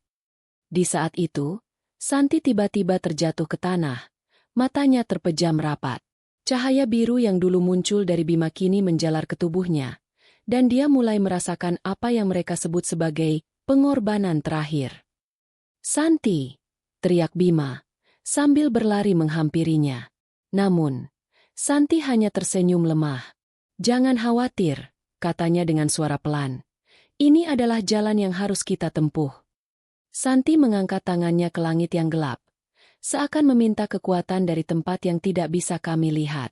Aku tahu ini tidak akan mudah. Tapi jika aku harus menjadi pengorbanan, maka biarkan itu terjadi. Pak Heru melangkah maju, tampak cemas. Santi, jangan lakukan ini. Kita bisa mencari jalan lain. Namun, Santi hanya menggelengkan kepala. Matanya terbuka sedikit, dan ada kilatan aneh yang muncul di dalamnya. Kita tidak punya pilihan lain, Pak Heru. Senyum itu semakin lebar di wajahnya, dan saat itu sebuah suara menggelegar mengisi seluruh ruangan. Bagus, kalian mulai mengerti. Suara itu berkata, pengorbanan akan membuka jalan bagi kalian untuk menghentikan kutukan ini. Tapi ingat, tidak ada yang akan selamat tanpa harga. Tiba-tiba, sebuah cahaya hitam muncul di atas kami, menggulung dan menyelimuti seluruh ruangan. Kami bisa merasakan kekuatan yang luar biasa, mengarah ke Santi yang sedang berdiri dengan kedua tangan terangkat. Namun, sesuatu yang aneh terjadi. Cahaya hitam itu menyelimuti tubuh Santi, menghisapnya dengan cepat. Santi! Teriak Bima dengan putus asa, berlari untuk menyelamatkan sahabatnya. Tapi tubuh Santi mulai menghilang ke dalam cahaya, seakan diterkam oleh kekuatan yang tidak bisa dia lawan. Suara jeritan dan raungan menggema di sekitar kami, membuat kami semua terdiam.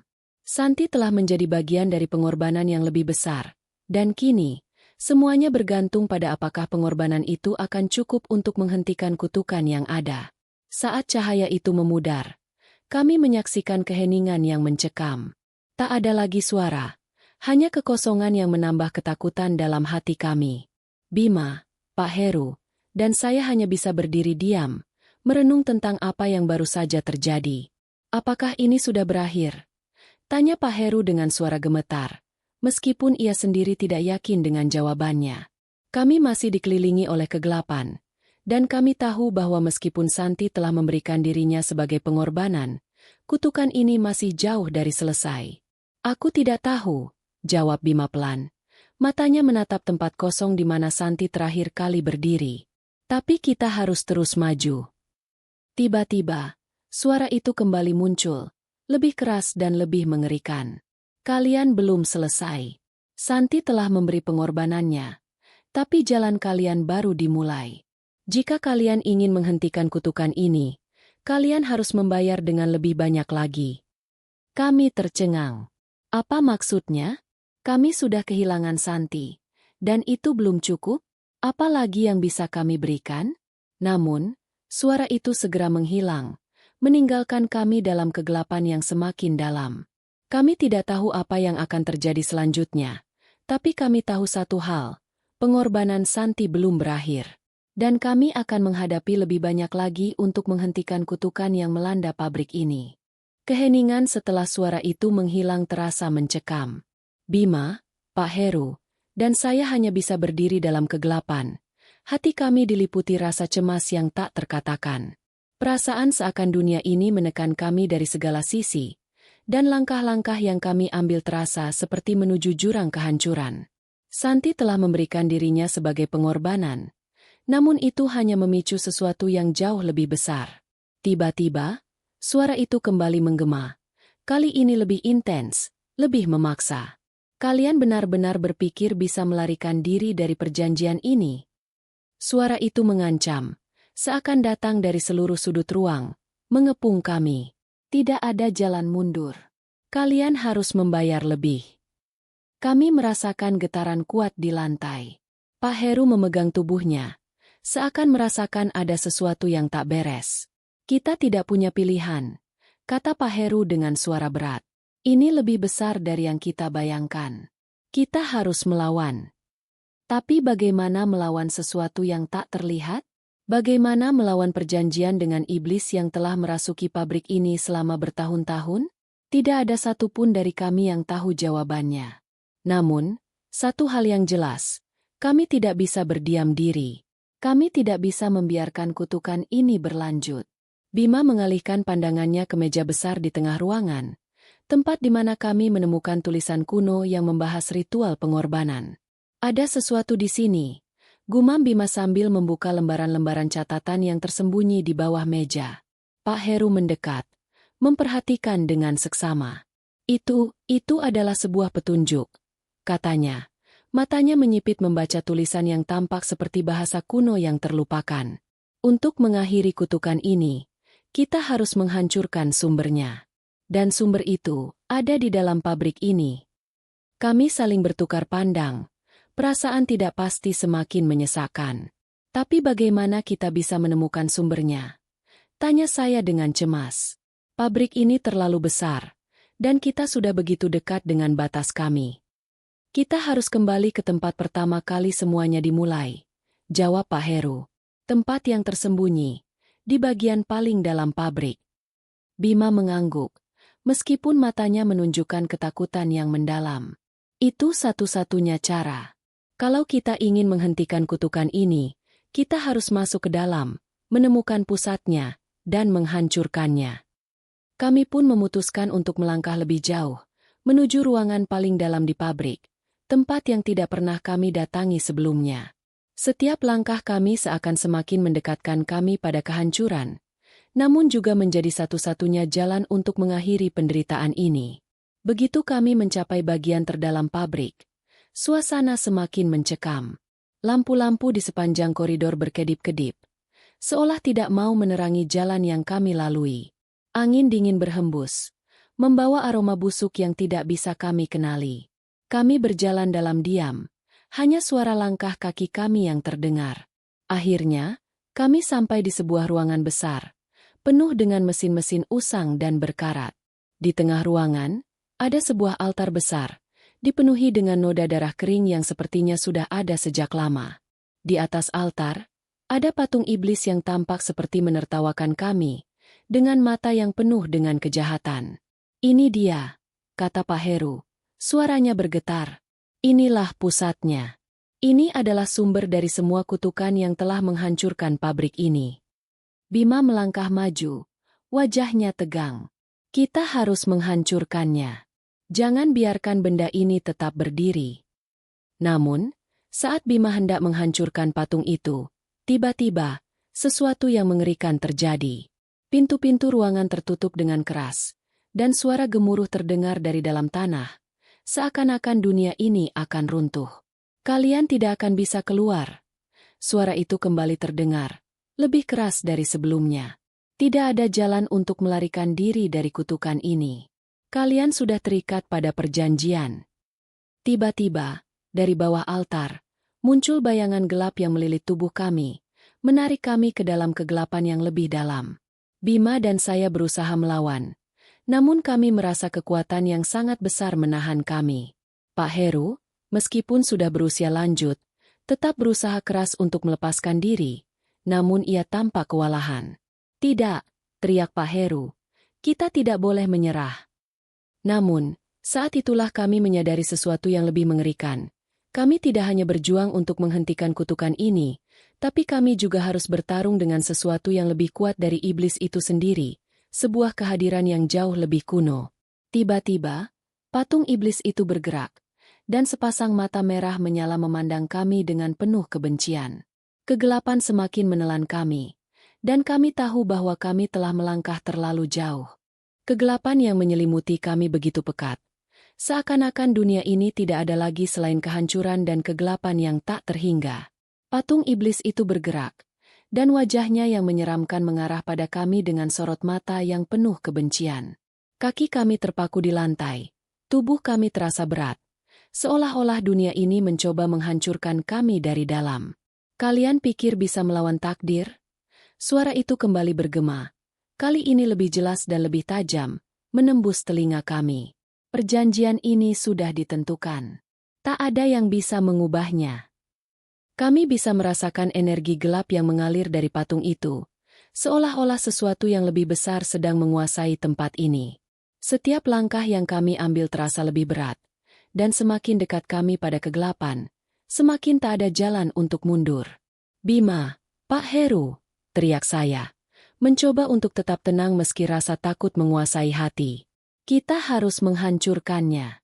Kita tidak bisa membiarkan perjanjian ini berlanjut. Pak Heru mendekat. Matanya penuh tekad meskipun tubuhnya tampak lelah. Kita harus menghancurkan patung ini, sebelum semua terlambat. Bima yang berdiri di samping saya, mendekati patung itu dengan hati-hati. Tapi bagaimana? Tanyanya. Tatapannya penuh keraguan. Kita sudah mencoba segalanya, tetapi kekuatan ini terlalu besar. Tiba-tiba, ruangan itu bergetar lagi, dan langit-langit mulai retak, menciptakan celah-celah yang mengerikan. Kalian takkan menang. Suara itu menertawakan kami. Aku sudah ada di sini jauh sebelum kalian berpikir untuk melawan. Namun, di tengah kekacauan itu, Pak Heru tiba-tiba memegang sesuatu di tangannya. Sebuah relik kuno yang tampaknya sudah ada sejak zaman dahulu. Ini mungkin satu-satunya cara, katanya, menunjuk relik itu ke arah kami. Apa itu? Tanya saya, bingung. Ini adalah sebuah tulisan kuno yang hanya bisa dimengerti oleh orang-orang tertentu. Legenda mengatakan bahwa hanya dengan menggunakan kekuatan relik ini, kita bisa memutuskan ikatan perjanjian yang sudah terjalin dengan iblis. Tapi kita harus melakukan ini dengan cepat, lanjut Pak Heru. Tidak ada waktu lagi. Saya dan Bima segera mendekat, mengikuti petunjuk Pak Heru. Dalam kegelapan yang semakin mencekam, kami mencoba untuk mengaktifkan relik itu dengan mengikuti urutan yang ada di tulisan kuno. Tangan kami gemetar. Tapi kami tahu ini adalah satu-satunya harapan kami untuk selamat. Namun, patung iblis itu semakin marah, dan dari mulutnya keluar suara mengerikan yang seakan-akan mengingatkan kami bahwa kami hanya beberapa detik dari kehancuran. Tidak ada yang bisa menghentikanku, teriaknya. Tiba-tiba, cahaya terang muncul dari relik kuno yang dipegang Pak Heru. Cahaya itu menyelimuti ruangan, membuat patung iblis itu mulai mengerut. Seakan-akan cahaya itu mengikis kekuatan gelap yang ada di dalamnya. Ini dia, teriak Pak Heru, semakin yakin. Kita hanya punya sedikit waktu, teruskan. Kami berusaha sekuat tenaga untuk mengikuti langkah-langkah yang ada, meski perasaan takut semakin menguasai kami. Patung iblis itu semakin mengerang, tampaknya kesakitan. Kalian takkan menang. Suara itu kembali menggema, namun kali ini, ada sedikit keraguan dalam nada suaranya. Dengan satu sentuhan terakhir dari relik kuno itu, sebuah ledakan cahaya menyelimuti seluruh ruangan, dan patung iblis itu hancur berkeping-keping. Sebuah teriakan mengerikan terdengar, seakan-akan dunia ini sedang runtuh. Cahaya itu menghapus kegelapan dan membuat pabrik yang telah terkutuk selama bertahun-tahun itu kembali dalam keadaan normal. Kami terjatuh ke tanah, kelelahan dan kebingungan. Namun lega karena akhirnya kutukan itu telah dihancurkan. Pak Heru terduduk di samping kami. Wajahnya masih terkejut. Namun senyum kemenangan perlahan muncul di wajahnya. Kita berhasil, katanya. Meskipun suaranya masih terdengar lemah. Namun, kami tahu bahwa meskipun kutukan itu telah berakhir, perjalanan kami belum selesai. Kami harus menerima kenyataan bahwa kami telah melawan sesuatu yang lebih besar dari sekadar iblis. Sesuatu yang telah mengikat kami dengan cara yang tak bisa dijelaskan. Setelah kehancuran patung iblis dan berakhirnya kutukan yang telah lama mengikat pabrik ini, kami masih terperangkap dalam kegelapan. Meski patung itu hancur, dan dunia di sekitar kami kembali seperti semula, rasa cemas tidak dapat hilang begitu saja. Ada sesuatu yang lebih dalam, sesuatu yang tertinggal di balik semua ini. Kami berbaring di lantai, saling bertukar pandang, tidak tahu apakah harus merasa lega atau justru khawatir. Pak Heru yang terduduk dengan wajah penuh pemikiran, akhirnya membuka mulut, suaranya lirih, penuh keraguan. Ini belum selesai, katanya pelan. Aku takut ada sesuatu yang lebih besar dari sekadar iblis itu. Kami menatap Pak Heru, mencoba mencerna kata-katanya. Apa maksudmu? Tanya saya, berusaha menenangkan diri. Patung itu sudah hancur. Kutukan sudah selesai. Apa lagi yang bisa terjadi? Kutukan itu memang berakhir, jawab Pak Heru, namun ekspresinya tetap serius. Tapi perjanjian itu tidak hanya mengikat pabrik ini, melainkan juga jiwa-jiwa yang ada di dalamnya. Bahkan jika patung itu hancur, kita belum sepenuhnya bebas. Bima yang duduk di samping saya, menatap Pak Heru dengan cemas. Apa yang harus kita lakukan sekarang? Tanyanya. Apakah ada cara untuk benar-benar mengakhiri semuanya? Pak Heru terdiam sejenak, seakan berpikir keras. Ada satu cara lagi, tapi itu berisiko, katanya akhirnya. Kita harus menemui tempat di mana perjanjian itu dibuat. Jika kita bisa menemukan titik asalnya, mungkin kita bisa menghancurkan semua ikatan yang ada. Tapi di mana kita bisa menemukannya? Tanya saya, kebingungan. Apakah kita harus pergi ke tempat iblis itu muncul? Bukan hanya itu, jawab Pak Heru. Tempat itu jauh lebih gelap daripada yang kalian bayangkan. Dan kita harus melakukannya dengan sangat hati-hati. Perjalanan ini tidak akan mudah. Bima dan saya saling berpandangan, lalu memutuskan untuk mengikuti saran Pak Heru. Kami sudah terlalu jauh untuk mundur sekarang. Kami ingin bebas dari semua ini, bahkan jika itu berarti menghadapi bahaya yang lebih besar lagi. Dengan tekad yang bulat, kami mulai mencari informasi lebih lanjut tentang tempat yang disebutkan oleh Pak Heru. Kami menghabiskan malam mencari petunjuk, dan akhirnya, setelah beberapa jam yang panjang, kami menemukan sebuah peta kuno yang menunjukkan lokasi yang disebut-sebut sebagai gerbang kehancuran. Tempat ini adalah sumber dari segalanya, kata Pak Heru setelah melihat peta itu. Disinilah perjanjian itu dimulai. Kalau kita ingin benar-benar bebas, kita harus menghancurkan sumber kekuatan ini. Kami bertiga mempersiapkan diri. Perjalanan ini tidak akan mudah. Gerbang kehancuran terletak di tempat yang sangat terpencil, jauh di luar kota. Tidak ada yang pernah kembali dari tempat itu. Namun, dengan tekad yang sudah bulat, kami memutuskan untuk berangkat. Ini adalah satu-satunya jalan untuk menuntaskan permasalahan yang telah membelenggu kami. Kami melakukan perjalanan melewati hutan lebat dan jalan yang sepi. Tidak ada seorang pun yang kami temui sepanjang perjalanan. Hanya keheningan yang menambah rasa cemas kami. Kami tahu kami sedang berjalan menuju tempat yang penuh dengan kekuatan gelap. Semakin dekat kita, semakin gelap rasanya, kata Bima, menggigil meskipun cuaca tidak terlalu dingin. Ini bukan tempat yang normal. Pak Heru mengangguk. Ekspresinya semakin serius. Ini bukan hanya tentang perjanjian yang dilakukan dengan iblis. Tempat ini adalah tempat yang penuh dengan energi gelap. Bahkan iblis sekalipun tidak berani mendekat terlalu lama. Namun, kami tidak punya pilihan lain selain melanjutkan perjalanan. Gerbang kehancuran semakin dekat, dan rasa takut semakin menambah tekanan pada hati kami. Setiap langkah terasa semakin berat, seakan-akan kami sedang berjalan menuju akhir dunia. Akhirnya, setelah perjalanan yang panjang, kami tiba di gerbang besar yang tampak seperti dihantui oleh bayangan. Gerbang itu tampak terbuat dari batu hitam, penuh dengan ukiran-ukiran aneh yang tidak bisa kami pahami. Di atasnya, ada simbol yang terlihat familiar, simbol yang pernah kami lihat pada patung iblis di pabrik. Ini tempatnya, bisik Pak Heru. Kita harus berhati-hati. Apapun yang terjadi di dalam, kita harus siap. Kami menatap gerbang itu dengan perasaan campur aduk, sadar bahwa kami sudah tidak bisa mundur lagi. Gerbang kehancuran itu terbuka perlahan, memperlihatkan ruang yang gelap dan kosong, penuh dengan energi yang menekan jiwa kami. Gerbang kehancuran terbuka perlahan, memperlihatkan sebuah ruang yang sangat luas, namun gelap gulita. Kami berempat melangkah hati-hati ke dalam. Suara langkah kaki kami bergema di ruang kosong itu. Suhu di dalam ruangan terasa semakin dingin, hingga kami bisa merasakan hembusan udara dingin yang tidak wajar. Pak Heru memimpin jalan, berjalan dengan penuh kewaspadaan.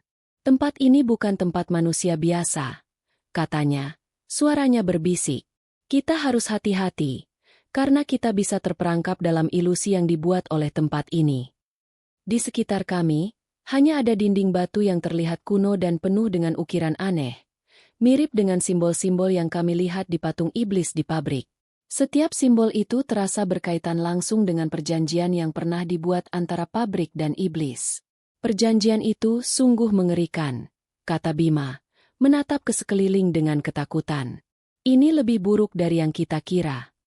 Kami melanjutkan perjalanan, memasuki lebih dalam ke dalam ruang yang semakin terasa menekan. Tiba-tiba, sebuah suara bergema di dalam ruangan, suara yang sangat dalam dan berat, seakan berasal dari kedalaman dunia lain. Kau datang untuk mengakhiri semuanya? Suara itu terdengar begitu jelas dan menggetarkan, meskipun kami tidak bisa melihat siapa yang berbicara. Kami datang untuk mengakhiri perjanjian ini, jawab Pak Heru dengan suara tegas. Kami tidak akan membiarkan jiwa-jiwa kami terus terikat. Suara itu terdiam sejenak, kemudian terdengar lagi, namun kali ini lebih mengerikan. Tentu, jika kalian bisa melakukannya. Tapi, kalian harus membayar harganya. Kami berhenti, saling berpandangan. Apa yang dimaksud dengan harga? Tiba-tiba, dari kegelapan muncul sebuah bayangan besar yang perlahan menyatu menjadi wujud iblis besar dengan mata merah menyala dan tubuhnya penuh dengan ukiran gelap yang menyala. Wujud itu tersenyum, bibirnya terbuka lebar, menunjukkan taring tajam yang berkilau. Kalian tidak akan pernah bisa keluar hidup-hidup dari sini, kata iblis itu. Suaranya begitu dalam, hingga menggema di seluruh ruangan. Kami terdiam, takut. Namun, Pak Heru tidak mundur sedikit pun. Kami datang untuk menghancurkan perjanjian ini. Kami tidak akan takut pada kalian. Iblis itu tertawa keras. Suaranya seperti gemuruh petir. Kalian benar-benar ingin bebas? Maka kalian harus membayar dengan darah kalian sendiri. Seketika, bayangan-bayangan gelap muncul dari dinding, melilit kami dengan sangat cepat, seolah-olah ingin menarik kami ke dalam kegelapan yang tak terhingga. Kami mencoba berlari. Namun bayangan itu semakin kuat, semakin sulit untuk melawan. Ini adalah ujian terakhir, kata Pak Heru, berusaha untuk tidak panik. Kita harus memecahkan inti dari perjanjian ini. Dengan cepat, Pak Heru mencabut sebuah kristal hitam dari sakunya, kristal yang sudah ia persiapkan sejak awal. Ini adalah kunci untuk menghancurkan perjanjian ini, katanya. Kita harus memecahkannya di tempat ini, tepat di sumber kekuatan iblis ini. Namun, sebelum dia bisa melakukan apapun, iblis itu melangkah maju, mengangkat tangannya, dan sebuah ledakan kekuatan meledak di sekitar kami, membuat kristal itu hampir terlepas dari tangan Pak Heru. Kalian tidak tahu dengan apa yang sedang kalian hadapi, kata iblis itu. Suaranya dipenuhi dengan ancaman. Kami merasakan energi gelap yang sangat kuat berusaha menghancurkan kami. Kami tidak bisa mundur sekarang. Ini adalah satu-satunya kesempatan untuk menghancurkan perjanjian ini dan menghentikan penderitaan yang telah kami alami. Dengan segenap kekuatan, kami berlari menuju pusat ruangan, ke arah sebuah lukisan besar yang terukir di dinding, yang terlihat seolah-olah menggambarkan asal mula perjanjian itu. Lukisan itu menunjukkan sebuah altar, tempat di mana iblis pertama kali mengikat perjanjian dengan para pendiri pabrik. Itulah titik kekuatan iblis ini, teriak Pak Heru. Kita harus menghancurkan altar itu. Tanpa ragu, Pak Heru menghancurkan kristal hitam itu di atas altar. Ledakan cahaya putih yang sangat terang keluar dari kristal tersebut, menerangi seluruh ruangan dan menghancurkan bayangan-bayangan gelap yang melilit tubuh kami. Iblis itu menjerit keras. Tubuhnya mulai terbakar oleh cahaya yang memancar dari kristal. Tidak, kalian tidak bisa, teriak iblis itu. Tetapi tubuhnya semakin melebur menjadi asap hitam yang hilang dalam sekejap. Namun, sebelum kami bisa merayakan kemenangan, sebuah suara bergema kembali, lebih kuat dari sebelumnya. Perjanjian ini tidak akan pernah berakhir. Kalian hanya menghancurkan bagian permukaannya. Kalian masih terperangkap. Kami terdiam. Apa maksudnya? Pak Heru menatap kami dengan cemas. Ini belum selesai, katanya dengan suara yang penuh ketakutan. Suara itu semakin bergema di ruangan, membuat kami semakin terperangkap dalam kegelapan. Kalian belum selesai, kata suara itu. Perjanjian ini lebih kuat daripada yang kalian kira. Dan kalian adalah bagian dari takdir yang tak bisa dihindari. Kami semua terdiam, merasa semakin terperangkap di dalam lingkaran ini.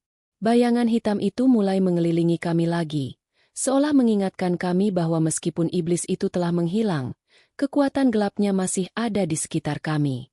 Pak Heru menggigit bibirnya. Itu bukan akhir dari semuanya, katanya dengan suara penuh tekad. Ini hanya sebuah fase. Kita harus memecahkan inti dari perjanjian ini, sampai ke akar-akarnya. Namun, semakin kami berbicara, semakin kuat kegelapan itu menarik kami ke dalam. Kalian sudah lama terikat, kata suara itu lagi. Kalian akan terus terjebak di sini, selamanya. Kalian adalah bagian dari perjanjian ini. Pak Heru menatap kami. Matanya penuh kekhawatiran. Ini lebih dari sekadar menghancurkan iblis atau altar, katanya. Perjanjian ini telah mengikat kita semua. Kami harus menemukan cara untuk menghancurkan sumbernya. Bima yang sejak tadi terdiam, tiba-tiba membuka mulutnya. Suaranya penuh dengan kecemasan. Tapi, bagaimana jika kita tidak bisa keluar? Bagaimana jika perjanjian itu tidak bisa dihancurkan? Pak Heru menundukkan kepalanya. Kita sudah datang sejauh ini. Kita harus percaya bahwa ada jalan keluar. Jangan biarkan rasa takut itu menguasai kita. Namun, seiring dengan kalimat terakhir Pak Heru, tiba-tiba kami mendengar suara berisik dari belakang kami. Seperti sesuatu yang bergerak cepat. Semakin mendekat. Kami semua berbalik, hanya untuk melihat bayangan besar yang muncul lagi, kali ini lebih nyata, dengan wajah-wajah yang penuh dengan kemarahan dan penderitaan. Mereka adalah jiwa-jiwa terperangkap, yang tampaknya tak bisa bebas dari kekuatan gelap yang menguasai pabrik ini. Wajah mereka tampak penuh kebingungan, seolah mencari jawaban untuk penderitaan yang mereka alami. Kami tidak bisa keluar selamanya, teriak salah satu jiwa, suaranya penuh dengan kesedihan yang mendalam. Pak Heru mencoba tetap tenang, meskipun jelas ada rasa takut yang mulai merayap di wajahnya. Kita harus menghancurkan sumber dari semuanya ini. Kita tidak bisa membiarkan jiwa-jiwa ini terus terperangkap di sini. Tiba-tiba, di tengah kegelapan, sebuah cahaya biru muncul. Cahaya itu memancar lembut, menyelimuti tubuh kami. Rasanya seperti cahaya yang menyentuh jiwa, memberikan ketenangan sementara. Cahaya itu. Pak Heru berbisik, matanya berbinar. Itu adalah kunci. Kami mengikuti cahaya biru itu, yang mengarah ke sebuah pintu tersembunyi di dinding yang sebelumnya tidak kami lihat. Pintu itu tampak kuno dan penuh dengan ukiran-ukiran yang mirip dengan yang kami lihat di altar iblis. Pintu ini tampak lebih besar, lebih menakutkan, namun cahaya biru itu membawa harapan. Dengan langkah hati-hati, kami mendekati pintu tersebut. Begitu kami menyentuh gagangnya, suara bergemuruh kembali terdengar. Apakah kalian yakin ingin melangkah lebih jauh? Jika kalian membuka pintu itu, kalian akan mengetahui kebenaran yang lebih mengerikan dari yang kalian bayangkan. Kami saling bertukar pandang, dan Pak Heru mengangguk dengan penuh tekad. Kita harus melakukannya. Ini adalah satu-satunya cara untuk mengakhiri semua ini. Dengan satu dorongan kuat, Pak Heru membuka pintu itu, dan kami melangkah masuk ke dalam ruang yang lebih besar, yang penuh dengan kegelapan yang tak terukur. Di dalamnya, kami melihat sebuah altar besar, lebih besar dari yang sebelumnya, dengan patung-patung iblis yang lebih menyeramkan mengelilinginya. Di tengah altar, ada sebuah buku besar, tampaknya terbuat dari kulit manusia, dengan simbol-simbol yang menyala di setiap halaman. Ini dia, kata Pak Heru. Ini adalah buku perjanjian yang mengikat kami semua. Di belakang altar itu, tampak sebuah gerbang besar yang menuju ke kegelapan yang lebih dalam. Dari sana, terdengar suara teriakan yang mengerikan, seolah-olah para jiwa yang terperangkap meminta bantuan. Jika kita tidak menghancurkan buku ini, kita semua akan terjebak selamanya, kata Pak Heru dengan serius. Namun, saat Pak Heru melangkah maju untuk menghancurkan buku itu, tiba-tiba, gerbang besar terbuka, dan dari kegelapan muncul wujud iblis yang lebih besar, lebih kuat, dan lebih menakutkan daripada yang sebelumnya. Kalian terlalu cepat, kata iblis itu. Suaranya menggema keras. Perjanjian ini tidak bisa dihancurkan begitu saja. Kami berempat berdiri tegak, siap menghadapi apapun yang datang. Ini adalah ujian terakhir. Kami harus menghancurkan perjanjian ini atau terjebak selamanya di dalam kegelapan. Kami berdiri di hadapan wujud iblis yang lebih besar, lebih mengerikan dari apapun yang pernah kami bayangkan. Kalian benar-benar ingin menghancurkan perjanjian ini. Suara iblis itu bergemuruh, seolah bergetar di seluruh ruangan. Kalian sudah lama terikat dengan perjanjian ini. Apa yang kalian pikirkan akan terjadi jika kalian menghancurkannya? Pak Heru, meskipun ketakutan, berdiri tegak, menggenggam buku perjanjian itu dengan erat. Kami tidak akan membiarkan semua ini berlanjut, katanya dengan penuh tekad.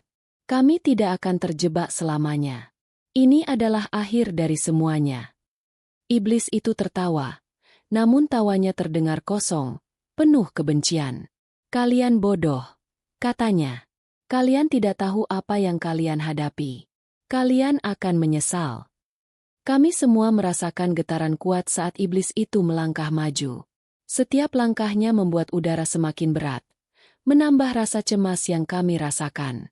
Di sekitar kami, bayangan gelap mulai berputar-putar, menghalangi kami untuk maju lebih jauh.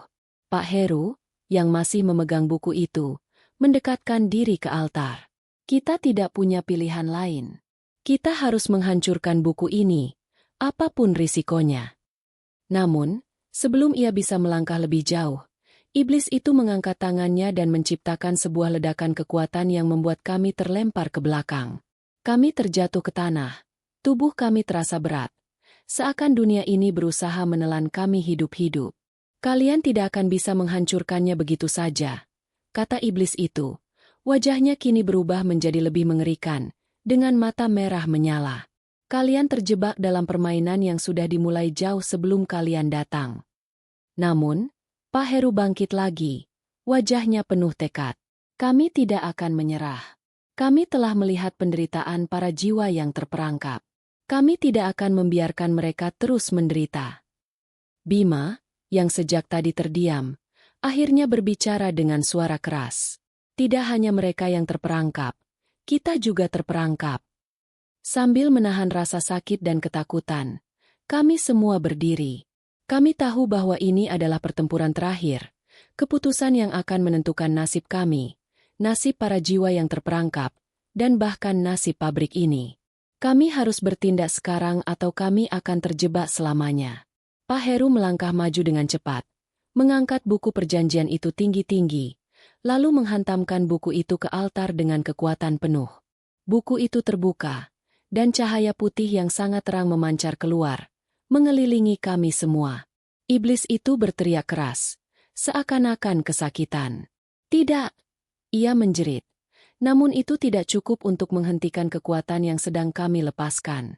Dalam sekejap, seluruh ruangan mulai berguncang, dinding-dinding runtuh, dan altar di hadapan kami terbakar hebat. Cahaya putih semakin intens, menyelimuti seluruh tempat ini, mengusir kegelapan yang sebelumnya menyelimuti pabrik. Kalian tidak akan menang, teriak iblis itu lagi. Namun suaranya semakin jauh, semakin terkikis oleh cahaya yang mengelilingi kami. Kalian tidak tahu apa yang telah kalian lepaskan. Lalu, seiring dengan letusan terakhir dari cahaya putih itu, tiba-tiba semua menjadi sunyi. Kami terdiam, merasakan perubahan yang luar biasa. Tidak ada lagi bayangan gelap, tidak ada lagi suara iblis, hanya keheningan yang menenangkan. Pak Heru, Bima, dan saya saling berpandangan. Kami merasa bebas, bebas dari perjanjian yang telah mengikat kami, bebas dari kekuatan iblis yang sebelumnya menguasai kami. Namun, meskipun pabrik itu tampak hancur, kami tahu bahwa jalan keluar belum sepenuhnya terbuka.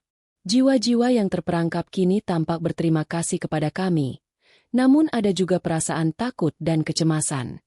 Kami masih harus memastikan bahwa mereka bisa benar-benar bebas. Kita harus memastikan mereka bisa pergi, kata Pak Heru, matanya penuh dengan keyakinan. Ini adalah kemenangan, tapi bukan akhir. Kami melangkah ke tengah ruangan, dan terdengar suara langkah kaki. Suara orang-orang yang datang untuk membantu kami keluar dari tempat ini. Sebuah gerbang cahaya terbuka, memberikan kami jalan keluar dari kegelapan yang telah menjerat kami. Kami melangkah ke arah cahaya itu, tanpa menoleh lagi ke belakang. Kisah ini berakhir dengan kebebasan, tapi dengan pelajaran yang tak terlupakan. Kami kembali ke kehidupan kami, namun kami takkan pernah lupa apa yang telah kami alami di dalam pabrik itu. Sebuah peringatan bahwa kadang-kadang, pencapaian kesuksesan yang tampak menggiurkan bisa membawa kita ke dalam perjanjian yang mengerikan, yang mengikat kita pada hal-hal yang lebih besar dan lebih gelap daripada yang bisa kita bayangkan. Perjanjian itu telah dihancurkan, tetapi tak ada yang tahu apakah ada lagi perjanjian lain yang tersembunyi, siap menjebak siapa saja yang terlena oleh janji-janji duniawi.